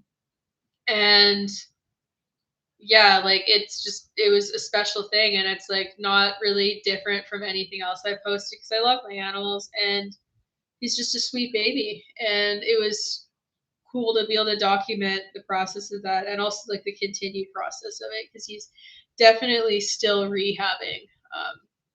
So yeah, I was always saying like I was so jealous of people who were chosen by the cat distribution system because both of my cats like I had to go get. Like I got Scout from the SPCA and then Queso I just got from a farm that had a litter of kittens. So I didn't find them, but like I always wanted to find a cat and get chosen by the cat distribution system. So then when it finally happened, I was pretty thrilled because it was just like cool. But yeah, anyways, it's just like silly. Well, and like the interesting thing about people talking about like I didn't even ask for like any money for it. Like obviously posting content sometimes does make me a little bit of money, but it's like if it pays for what we've put into him, great. If it like I've also been accused of using YouTube for the money. I think it's really funny because people should see what I'm making each month from YouTube. Because it's like if I was using YouTube for the money, I'd be homeless right now. Like if that's where I was relying on for my income, I couldn't even afford my car insurance for the month just off of YouTube payments. And that's like one of my smallest bills. But yeah, it's really interesting to see the accusations about like my advocacy or like what I'm committed to or what my motivations are. Cause I think it is a certain level of projection from the people saying those things because there's not really any reason to believe that that's the case. Like I don't really see why to anyone it would seem out of character for me to grab a kitten off the side of the road. That's a stray kitten. And like for that whole situation, I had to be so committed because like I also got chastised by one of the neighbors on the road when she saw me waiting and trying to catch them. And she's like, why are you trying to catch the kittens? And I was like, because they're really young and they're starving. Like they're really hungry. And I was like, they shouldn't just be like loose around coyotes and predatory birds and a road. I was like, I don't really care if these are someone's kittens, because if they are, they can come get them from me once I catch them. And they shouldn't be outside right now. And she sat on the road and like literally argued with me when I was trying to catch Lint, which really pissed me off because he didn't want to come over when there was a car right there. So honestly, that lady could have heavily impacted being able to catch his other siblings as well. But she was arguing with me and telling me that I shouldn't catch them, and then was like asking me where I lived and like whether or not. She's like, I've never seen you around here before. Where are you even from? And I was like, I live on this road. Like I don't know what to tell you if you've not seen me before. Like a lot of people drive by. Whatever. And she's acting like she's like the neighborhood cop, and giving me a really, really hard time. And it was to the point that when I caught him, because when I got him in the kennel and I closed the kennel, he was obviously very scared and he was like scrambling and he was like running into the door of the kennel and trying to escape and was like frantic and like did that for a couple of minutes before he finally like went into a little ball and like hid in the back of the, and I felt really horrible. I felt so bad taking him away from his family, but I didn't see a logical way of catching him and all the other kittens and the mom at the same time. Especially because the way I caught him initially wasn't even with a bait trap, it was with the kennel, and I put the wet food in the kennel, and then as soon as he walked in far enough, I just slammed the door and shut it. So I don't see how you could get, unless the other cats followed him in at the same time, I don't see how I could have done it. But I felt horrible because like I knew how scared he was. Like he was completely feral. I took him away from his family. Now he's just like in a house, and we didn't know how flea infested and injured he was initially, because I didn't want to just start touching him right away because he was so scared. So I gave him some time to settle in, and he was so afraid that I felt so guilty, and that lady made me feel guilty too. And then when I felt how skinny he was when I was finally able to touch him, I felt pretty vindicated because I was like, okay, no, screw that lady. If these were someone else's cats, like they're not getting him back. Like if he did have an owner and they tried to be like, hey, that's my cat, I'd be like, okay, cool. I'm going to report you for animal abuse, and you're still not getting your cat back. He's mine now. He's starving and flea infested and anemic because he's gotten so many flea bites. I don't care. This is my cat. Like I was fully ready to throw hands at that point because I felt so vindicated.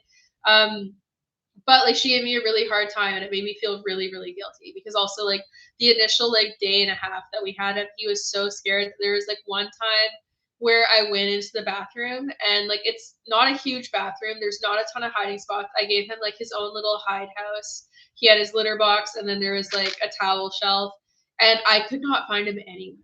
And I started freaking out. And I was like digging around everywhere, looking everywhere, and I was like, oh my God, where could he have gone? And I couldn't find him anywhere. And he was so scared that he had slipped between like the cracks of like a box that had baby wipes in it and wedged himself in between the baby wipes and was curled into a little ball because he was so fucking scared. And I was like, I felt horrible. So the whole situation was like pretty morally difficult because I just felt so bad for how much, like I knew that I caused him a lot of stress in taking him out of that situation, and I felt really, really bad for how, oh my goodness, Phoebe, why are we barking? I felt really, really bad for how stressed it made him feel, and I felt guilty because of that, but like obviously I know it's necessary now and I feel good about it now, but like it's really hard to see an animal that's feeling that way and like how scared they are, and to just like be aware of the fact that like technically you're the one who caused them that. And like my boyfriend kept telling me like being outside would be way more stressful and way more scary, and just like what it's the lesser of the evils, but it's still just really hard um to like see an animal in that state and feel sorry for them and like feel for like, because like I can't even imagine, like I had this dream about my dog one time, and it was like when I was taking her to the vet, but it was through her eyes, and it was like the feeling of being grabbed by the vet and then like taken into the back room without your owner. And like the only way I could describe how it felt was, it felt like if you were like kidnapped off the side of the road and like just shoved into a van, and you had no idea if you were going to come back to the people you love, and like what was happening, and if you were safe. So that really changed my perspective on animal stress, because I like felt how she felt in that moment, and he for sure would have felt like that, and it would have been like one of the scariest things he's been through. So I felt really bad, and then also because he was so unhealthy, I didn't want him to feel too stressed and scared, because stress is expensive on the body, and I was worried that he's going to die. So I have a lot of anxiety about his health. But yeah, he's doing like behaviorally, he's great. Like he's plays so much, he's really active, he's eating really well. Obviously, he's super friendly and cuddly, as you can see. He still needs to put on like quite a bit more weight. Like he's not a skeleton anymore, but like he's thinner than what a kitten that was fed properly from the get-go would be at his age. And he's also quite a bit smaller. So he has a little ways to go, but he's gotten a lot better, and like his coat's coming in way more healthy, and he's settling in and just getting like way braver and stuff, because like he's so funny. He still kind of does this, but like, sorry dude, I need to adjust. um Whenever something startles him, like it's just like a noise, like with a lot of times it's Phoebe. Like Phoebe, when she gets up quickly or she's running across the floor, her claws make a sliding sound. um and he like will do the Halloween cat arch and like hiss at her, and he really hasn't liked her for very long. And still sometimes when she surprises him, he'll just hiss at her, and then he holds his ground, even though he's just this tiny little thing. And he has gone so brave. So he's just fitting in really well. And it was never the plan to have 4 cats. Like even initially when we first rescued him, the plan was to like get him stable and then handle it a little bit and then like take him to the shelter. But then like after, like when we were getting him the bath and like picking all those fleas off of him, my boyfriend looked at me and he's like, "Oh, so we're keeping this cat, right?" And I was like, "Yeah." And he's like, "Yeah, I'm invested now." And then yeah, that's how we ended up doing that. Um, but yeah, like Lint is a great example for why you shouldn't let your cats outside at all. Ideally, or like at the bare minimum, like never let your unfixed cats outside, because they can make kittens really quickly, and the kittens are very vulnerable. And where I live specifically, like since it's a more country, rural area, there's a lot of coyotes. And there's also a lot of like eagles and hawks. So there's just so many threats, and that's not even factoring in cars. But there's just so many things that can kill them, and they shouldn't have, like, his life never should have had to have. Are you eating my headphones? It should have never had to have been as hard as it was from the start, and it's not fair to him that he had to go through that.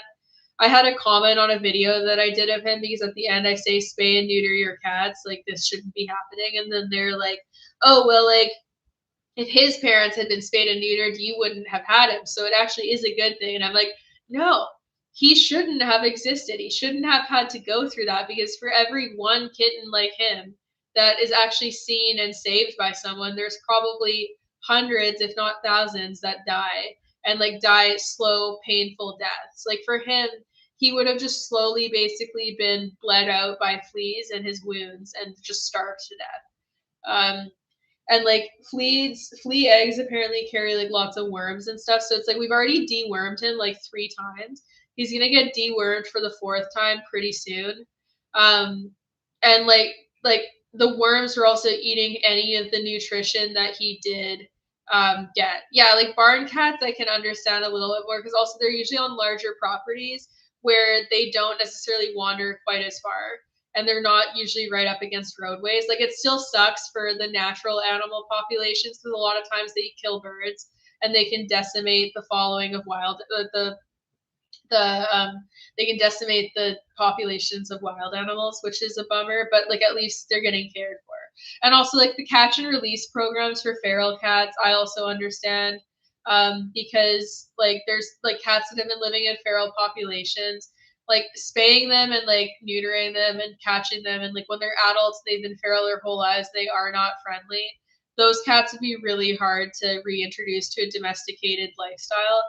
So they're better suited to continue living feral or like be a barn cat type deal where they're like have an indoor area that they can go, and they have a safe area that they can go, but they're not like completely just living on their own, having to fend for themselves. Um, but yeah, like Lint is for sure not going to be an outdoor cat. The only outdoor time that he's going to have is either on the catio, which he cannot get out in, or on a leash. And right now, he's still too small to put on a harness. And since he's had so much trauma, I'm going to be really careful how I introduce him to going outside just because I don't want him to get scared and overwhelmed and end up having it be a really unpleasant experience. So he's probably going to get leash trained inside first quite a bit and then go outside with Queso. And like also he has to get used to being out on the catio first because he doesn't even really go out there yet. So he has to get more comfortable and brave going out there. I think part of it's that he's afraid to go out there, and then also he's still figuring out how to do like the cat door because he doesn't know. He doesn't really understand. But yeah. Anyways, this has become a cat conversation. So yeah. Yeah, I would argue the same thing regarding outdoor cats. I didn't used to feel that way because, like, growing up, we had a couple of cats that were outdoor cats, but like one of them just went missing and never came home one day, and so like that's kind of yeah. And then like just I know that like the stat is something like outdoor cats have an average lifespan of like 4 to 6 years, which is quite a bit shorter than indoor cats. And I have found that to be true from what I have seen of outdoor cats and also just like getting in fights and stuff. Like sometimes I hear the farm cats and like other people's outdoor cats like having cat fights where they like yowl or scream and it sounds like they're in immediate danger and it always scares the shit out of me and I always have to go check to make sure all my cats are inside.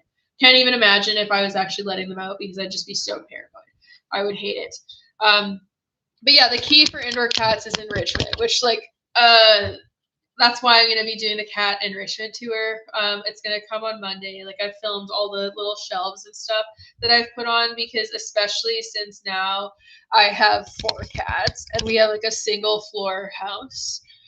They need a lot of high areas and then I also have a dog and they need places that they can go eat that she can't take their food because she's a greedy little piggy.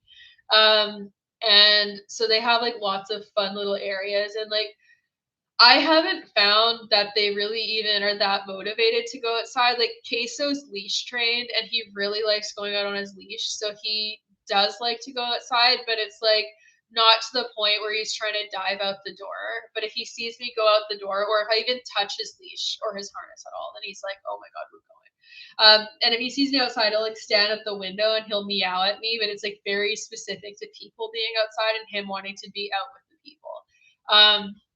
And like now for him, he has even more enrichment because Lint is also his enrichment. So like I think that was really the only shortcoming of like the house for Queso is that he needed another young cat to play with. And like I think that's why Lint was sent here. So that he became Queso's little friend, and it's been really great. Ew, Phoebe farted. But yeah, he's stinky little dog. So yeah, it's been fun. But anyways, I'm starting to like lose my voice from talking so much. So yeah, you might just be the first serious equestrian I've seen that's actually responsible with her cats. How depressing is that? Oh, thank you. Um, Thank you. That's a compliment. I'm sad to hear that you haven't seen more.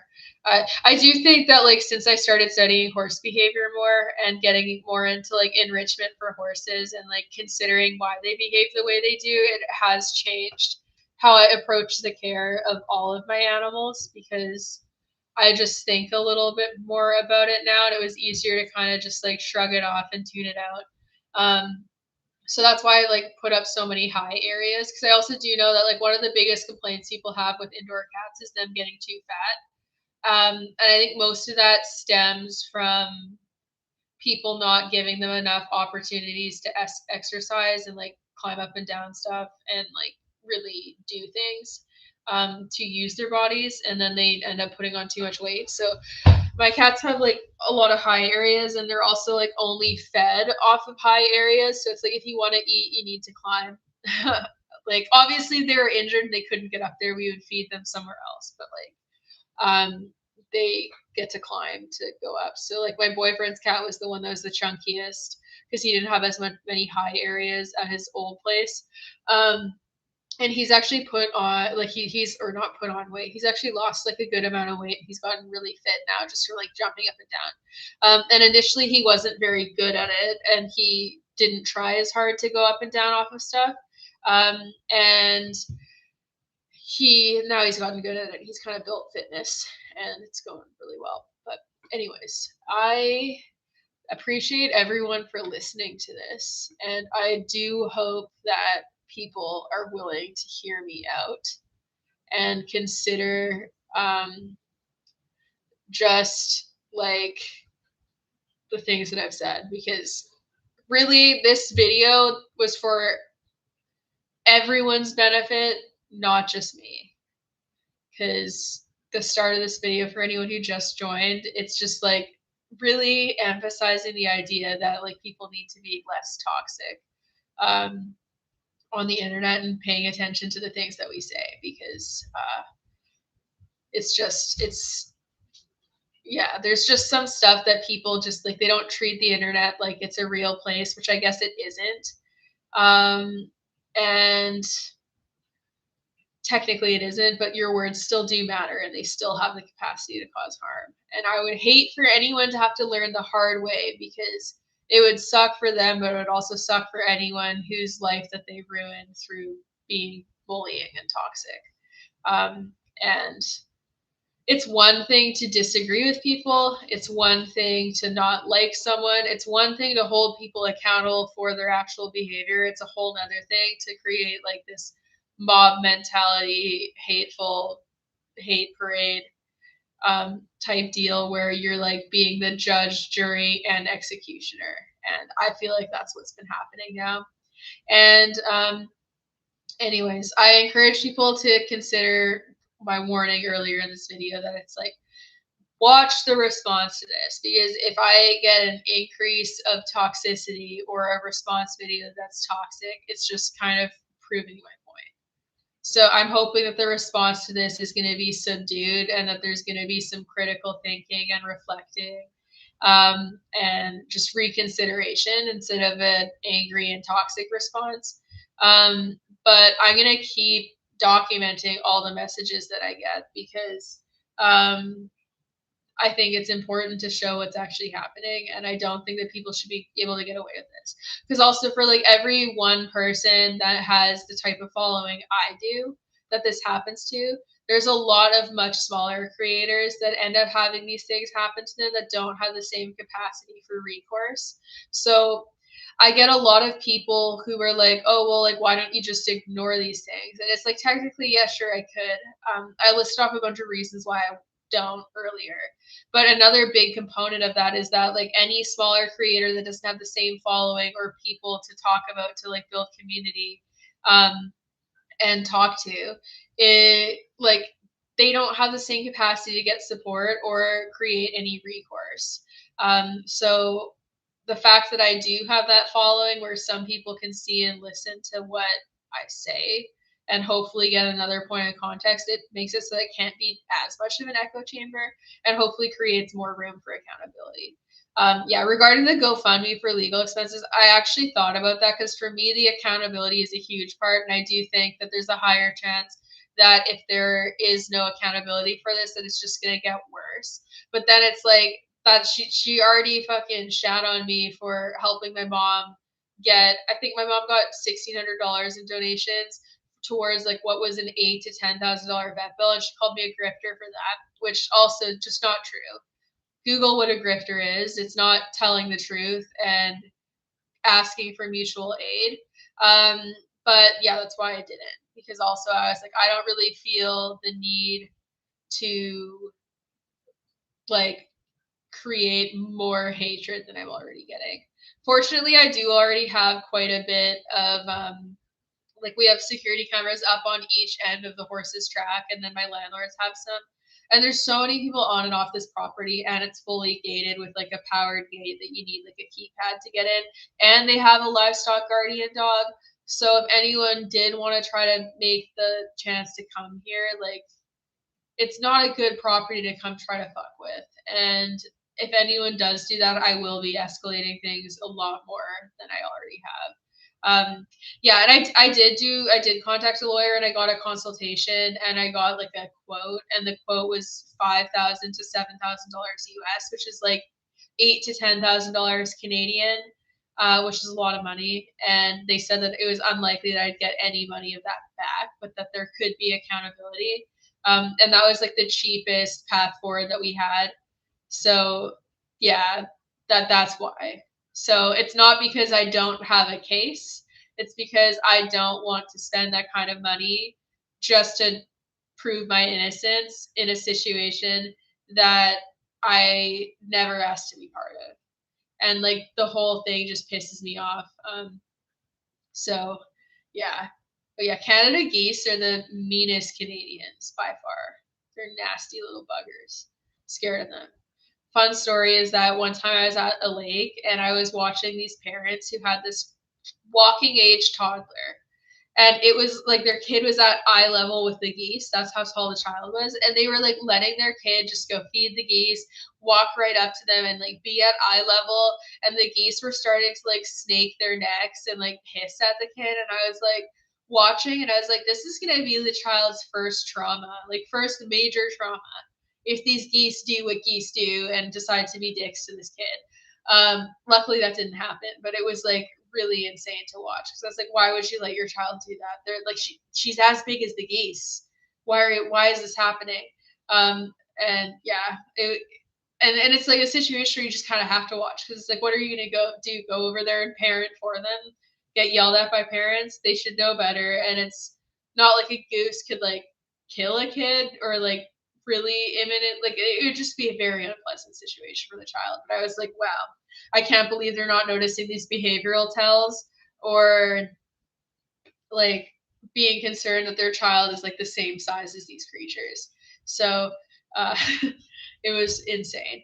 Um, but yeah, anyways, thank you everyone for listening. And if you missed the first half of this, I recommend giving it a listen because it gives a lot more information on this whole situation and my frustrations with it. But like basically, it all comes down to the fact that I really don't like people trying to make me feel fear in my own house, and trying to impact my mental health. Hello. My mental health in a bad way and just like operating with malicious intent.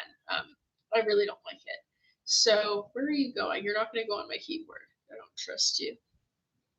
So yeah, give her a listen. And yeah, if you see toxic behavior, report it, screenshot, document it, and make sure that you don't let it just not get seen because there's got to be accountability, especially because it's like we're not teenagers anymore.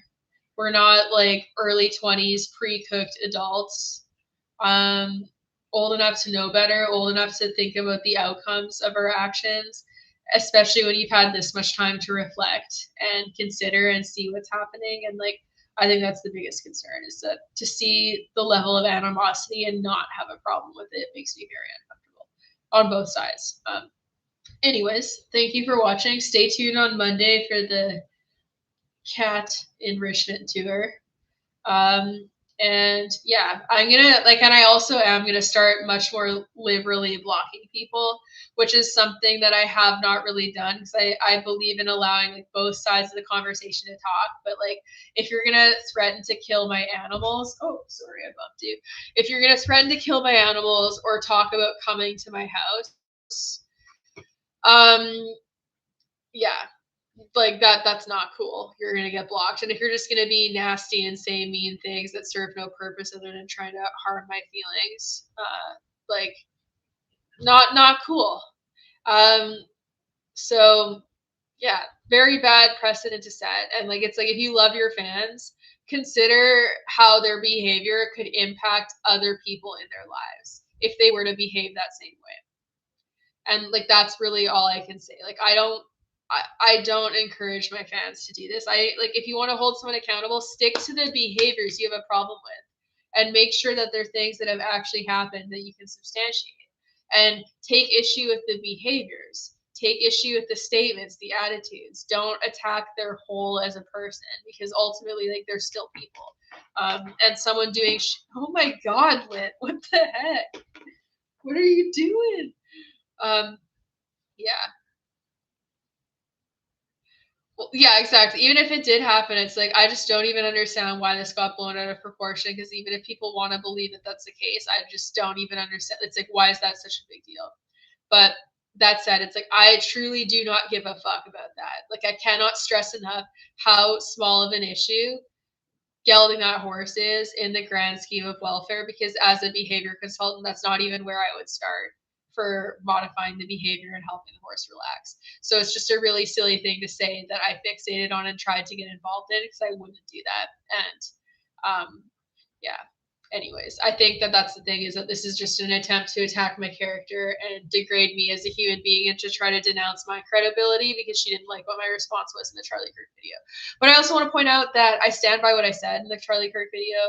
I also want to remind people that I am biracial. My dad's black, so I've been immersed in marginalized communities for people of color and have a different outlook on life because of that.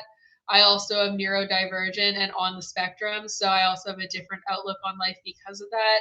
And I'm also fiercely protective of all marginalized community, including like LGBTQ people and like women's rights and shit. So when someone uses their platform to uplift the words of a guy that was against all of those things, I'm not going to stand by and be okay with it because they have the capacity to speak for things that are important and can help protect people. And instead of protecting those marginalized populations, they're using their voice to uplift people that are already in positions of safety in society and who have used their platforms and their likeness to try to cause people who are at risk harm. And I care way, way more about making marginalized people feel comfortable than I do about the feelings of people who are in groups that are the ruling classes and the groups of people that are acting the most oppressively. Um, and I also just like, I do think that there's an aspect of this that stems from some level of prejudice esque behavior because I don't think that it should be that inflammatory for people to be like, hey, let's talk about marginalized people and their struggles because they are underserved and underrepresented and they don't get the same coverage. The fact that that was such a trigger, I find very telling. And for me, that has been kind of like a whistle blow. It's been a dog whistle for other things that I've noticed in other people. Every single man that I have ever dated that was reactionary towards women's rights things or like talking about men causing women problems and creating fear. Every man that has been reactive to me making those statements about men and how they oppress women has been someone that participates in the oppression of women and uplifts men that are causing problems. The men that are not doing that never get mad about those things. Like me and my current boyfriend, Nick, I can make jokes about men or make grading comments about men, like the type of men that are causing problems in society. And he has never once felt attacked by it because he knows he's not one of them. And I know beyond a shadow of a doubt that if he heard a guy disrespecting a woman or doing something sketchy, 100% he would call that guy out. He wouldn't just stand by and listen to it. And I cannot say the same about people that I dated in the past. So I have noticed that there is that type of behavior that is visible in people who are either befriending people who attack marginalized people or at the bare minimum look the other way to keep the peace. that they are triggered by being called out for those things. And I've never seen that from people who are actively actually doing the work, listening to marginalized populations, advocating for them, standing up for them. Never seen it happen with them. So it's something that I notice. And I don't think it's unfair to notice patterns and trends and be like, I don't know about that. That's a little sus, because also people have the potential to correct those things. It's not too much different than like recently with that whole Sydney Sweeney debacle. I don't know if anyone saw that with like the Jeans campaign, where people said it was like a dog whistle for eugenics, and that like right wing groups that were like white supremacy groups used that to their benefit. And they interviewed her afterwards, and she made no attempt to not align herself with this group of people. Like for me, if someone's like, hey, this ad you did seemed kind of racist, I would be like, no fucking way. I hate Nazis. I'm not a white supremacist. Fuck those guys. Because I would be like, hell no. And the fact that she didn't do that, red flag. Because it should be very easy to be like, nah. I don't want people using my likeness to perpetuate hateful campaigns. And the people who don't want to separate themselves from that are the people who are pandering towards those types of people and kind of want to sit conveniently on the fence in the middle and not have to take a side and want to be neutral. And you can't be neutral in times of injustice. Desmond Tutu. If you're neutral in times of injustice, you have chosen the side of the oppressor. So you have to talk about these things. You can't just if keeping the peace to you is letting someone talk hatefully and perpetuate hate towards vulnerable groups of people, you might as well be saying the hateful things, because people take your silence as support. So yeah, that's why I'm never going to be silent about those types of things. I also think it'd be massively hypocritical for me to not talk about these things, because if it weren't for other people in the past being willing to talk about these things and be hated by the general population by speaking out against status quo, I wouldn't be here today. Because back in the day, I would have been called a mulatto child, and I would have been treated the very same as any other type of Black enslaved person. So I think it'd be hilariously hypocritical for me to be like, I care so much about my comfort and the comfort of others that I'm going to uphold problematic status quo, even though I benefited from people rocking the boat and fighting back against injustice, even though it was legalized injustice. And I get to vote. I get to live free. I get to own a business. I get to have a bank account because of people who advocated on behalf of people who are marginalized. So, and like this speaks for like a lot of people, even people who are currently upholding oppressive mindsets. But if it weren't for those people advocating in the past, I wouldn't have the rights that I do today. So how hypocritical would it be to not say anything? So yeah, anyways, that's why I do. And I think I make a lot of people uncomfortable by saying these things, because they benefit from not having to critically think about them. But it's like, you should be uncomfortable about how certain things impact other people, and you should take a side, because it really shouldn't be that hard to be like, hey, this person's doing, like, this person wants freedoms to do stuff that's specifically for them and their well-being, and it does not impact you at all. And yeah, anyways, so I just want people to be able to be comfortable and free, and I care a lot more about protecting people who are being persecuted than I do about hurting the feelings of people who want to enable that persecution. And I'm never going to feel bad about that. And I still completely stand by everything I said in the Charlie Kirk video. I still think that man is a piece of shit. Anyone who says that I'm taking what he says out of context is just getting confused by having more words added around the shitty things that he says, because every time someone said that, I've gone and I've read the transcript of the full context, and I'm like, this is the same shit with more words. What the fuck do you mean that this is out of context? Like, he sucks. He's a bad person. Objectively bad person. Also, before I go, I just want to point out the irony of people being able to see the humanity in someone like Charlie Kirk and argue for his humanity and why he shouldn't be persecuted and why he's not a bad person, and then having those same people turn around and come attack me as a person, insult my humanity, label me as a terrible, irredeemable person because they fucking think that I sabotaged the gelding of a horse.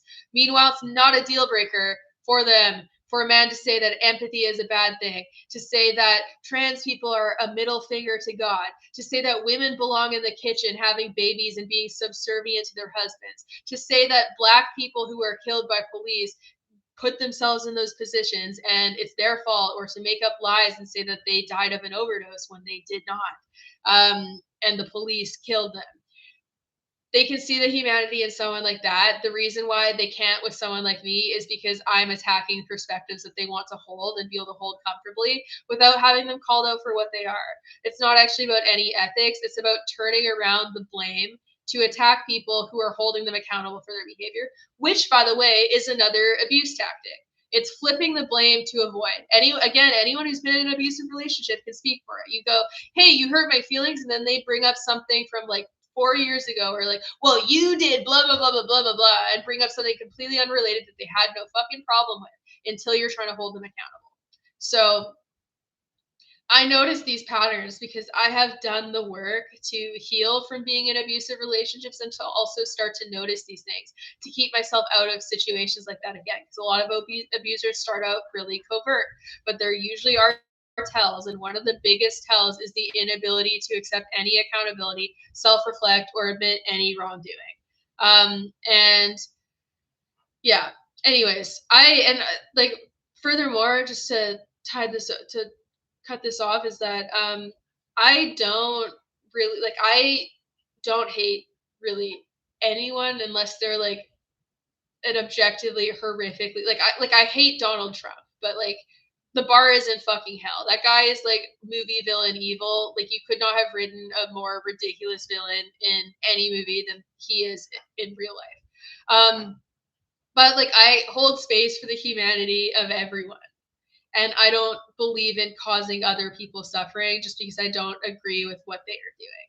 Even the people whose horse welfare practices I criticize, what you'll notice is that I don't wish harm on them as people. I don't go, I hope that horse kills them, or I hope that that horse breaks their back or injures them, because that's a fucked up thing to say. I hope that all of these people who are doing things that I think are morally corrupt have whatever epiphany they need to have to realize the wrongs that they're doing and change.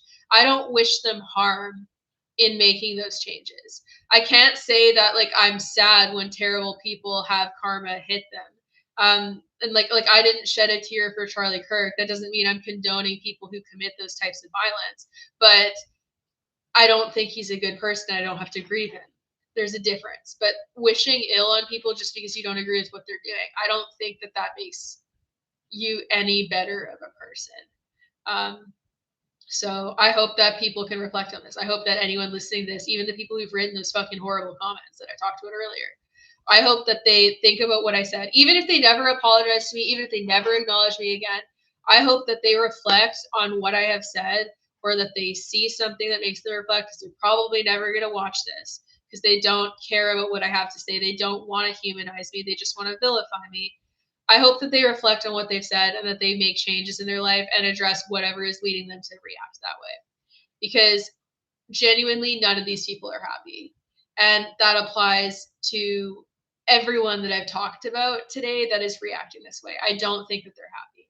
This level of toxicity and engaging in these cycles where you want to cause people harm and you want to hurt them, and you're using your platform to try to incite harm on specific people, that's not a healthy mindset. And I don't think the people who are doing that are happy. And I hope that they figure out whatever it is that is creating those behavioral patterns and find other coping mechanisms that aren't toxic and damaging.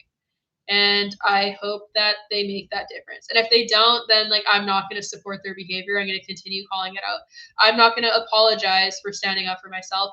And I'm sure as fuck never going to apologize or admit to something that I did not do. And I'll remind people that in real life, I've had people try to do this to me. I've dated men that have tried to get me to apologize for things that I didn't do. And I've ended relationships over this. I've nuked relationships. I've completely cut people out of my life because of their behavior if they try to make me admit to something that I fundamentally don't agree with. back during COVID, I had a boss who tried to force me to admit that white people have a reason to be afraid of black people. And I was like, no, I'm not going to admit that. And I kept saying, not unless they're racist. And he got so pissed and he told me to get the fuck out of his barn. And I blessed and I blocked him on everything. In person, way harder to do than online. I'm never fucking admitting to something that I did not do. And I'm not going to, no matter how much someone bullies me, fuck, even if that person threatening me comes and shows up to my house, no, fuck you. I'm not going to admit to something that I didn't do. And if you try to cause me or my horses harm because of that, I will make sure that you meet repercussions. Even if someone fucking murdered me, I will come back and I will haunt you as a fucking ghost. And I will move all your furniture over an inch so that you're always stubbing your toe. And I'm going to make your life fucking miserable. I'll come from behind the veil and I'll ruin your life. So what I'm saying is, no, I'm not going to admit to shit that I didn't do. Never will. I can take accountability for shit that I've actually done wrong, and I have. And I think that I've done that repeatedly on my platform by using myself as an example for bad horsemanship again and again and again. And also talking about how fucking toxic, angry, and bitchy I once was when I was struggling with trauma. But guess what? I went to therapy. I made changes. I'm working on being a better person. I'm working on holding myself accountable. But what that does not include is bowing down to someone who's trying to use abuse tactics to force me into submitting to their will and admitting something that I didn't do. Never going to do that. Encourage you all to do this thing. If someone tries to ever make you do this and they're trying to abuse you into changing what you say and never holding yourself accountable, fucking, hi Nick, call their ass out. I'm on live. That's Nick. I'm gonna end it soon, but I meant to end it before you got home, but you're here. That's my boyfriend. Baby. Hi. You're a sociopath for ignoring her. He hates you, baby. Yeah, anyways, I'm gonna go and hang out with Nick and make dinner. But yeah, thank you for watching. Bye everybody, and watch out for the cat video. It's on early access for members, and if anyone wants members only videos, you can subscribe for just $3.99, and it helps me continue doing what I'm doing. And yeah, have a good night everybody. Bye bye.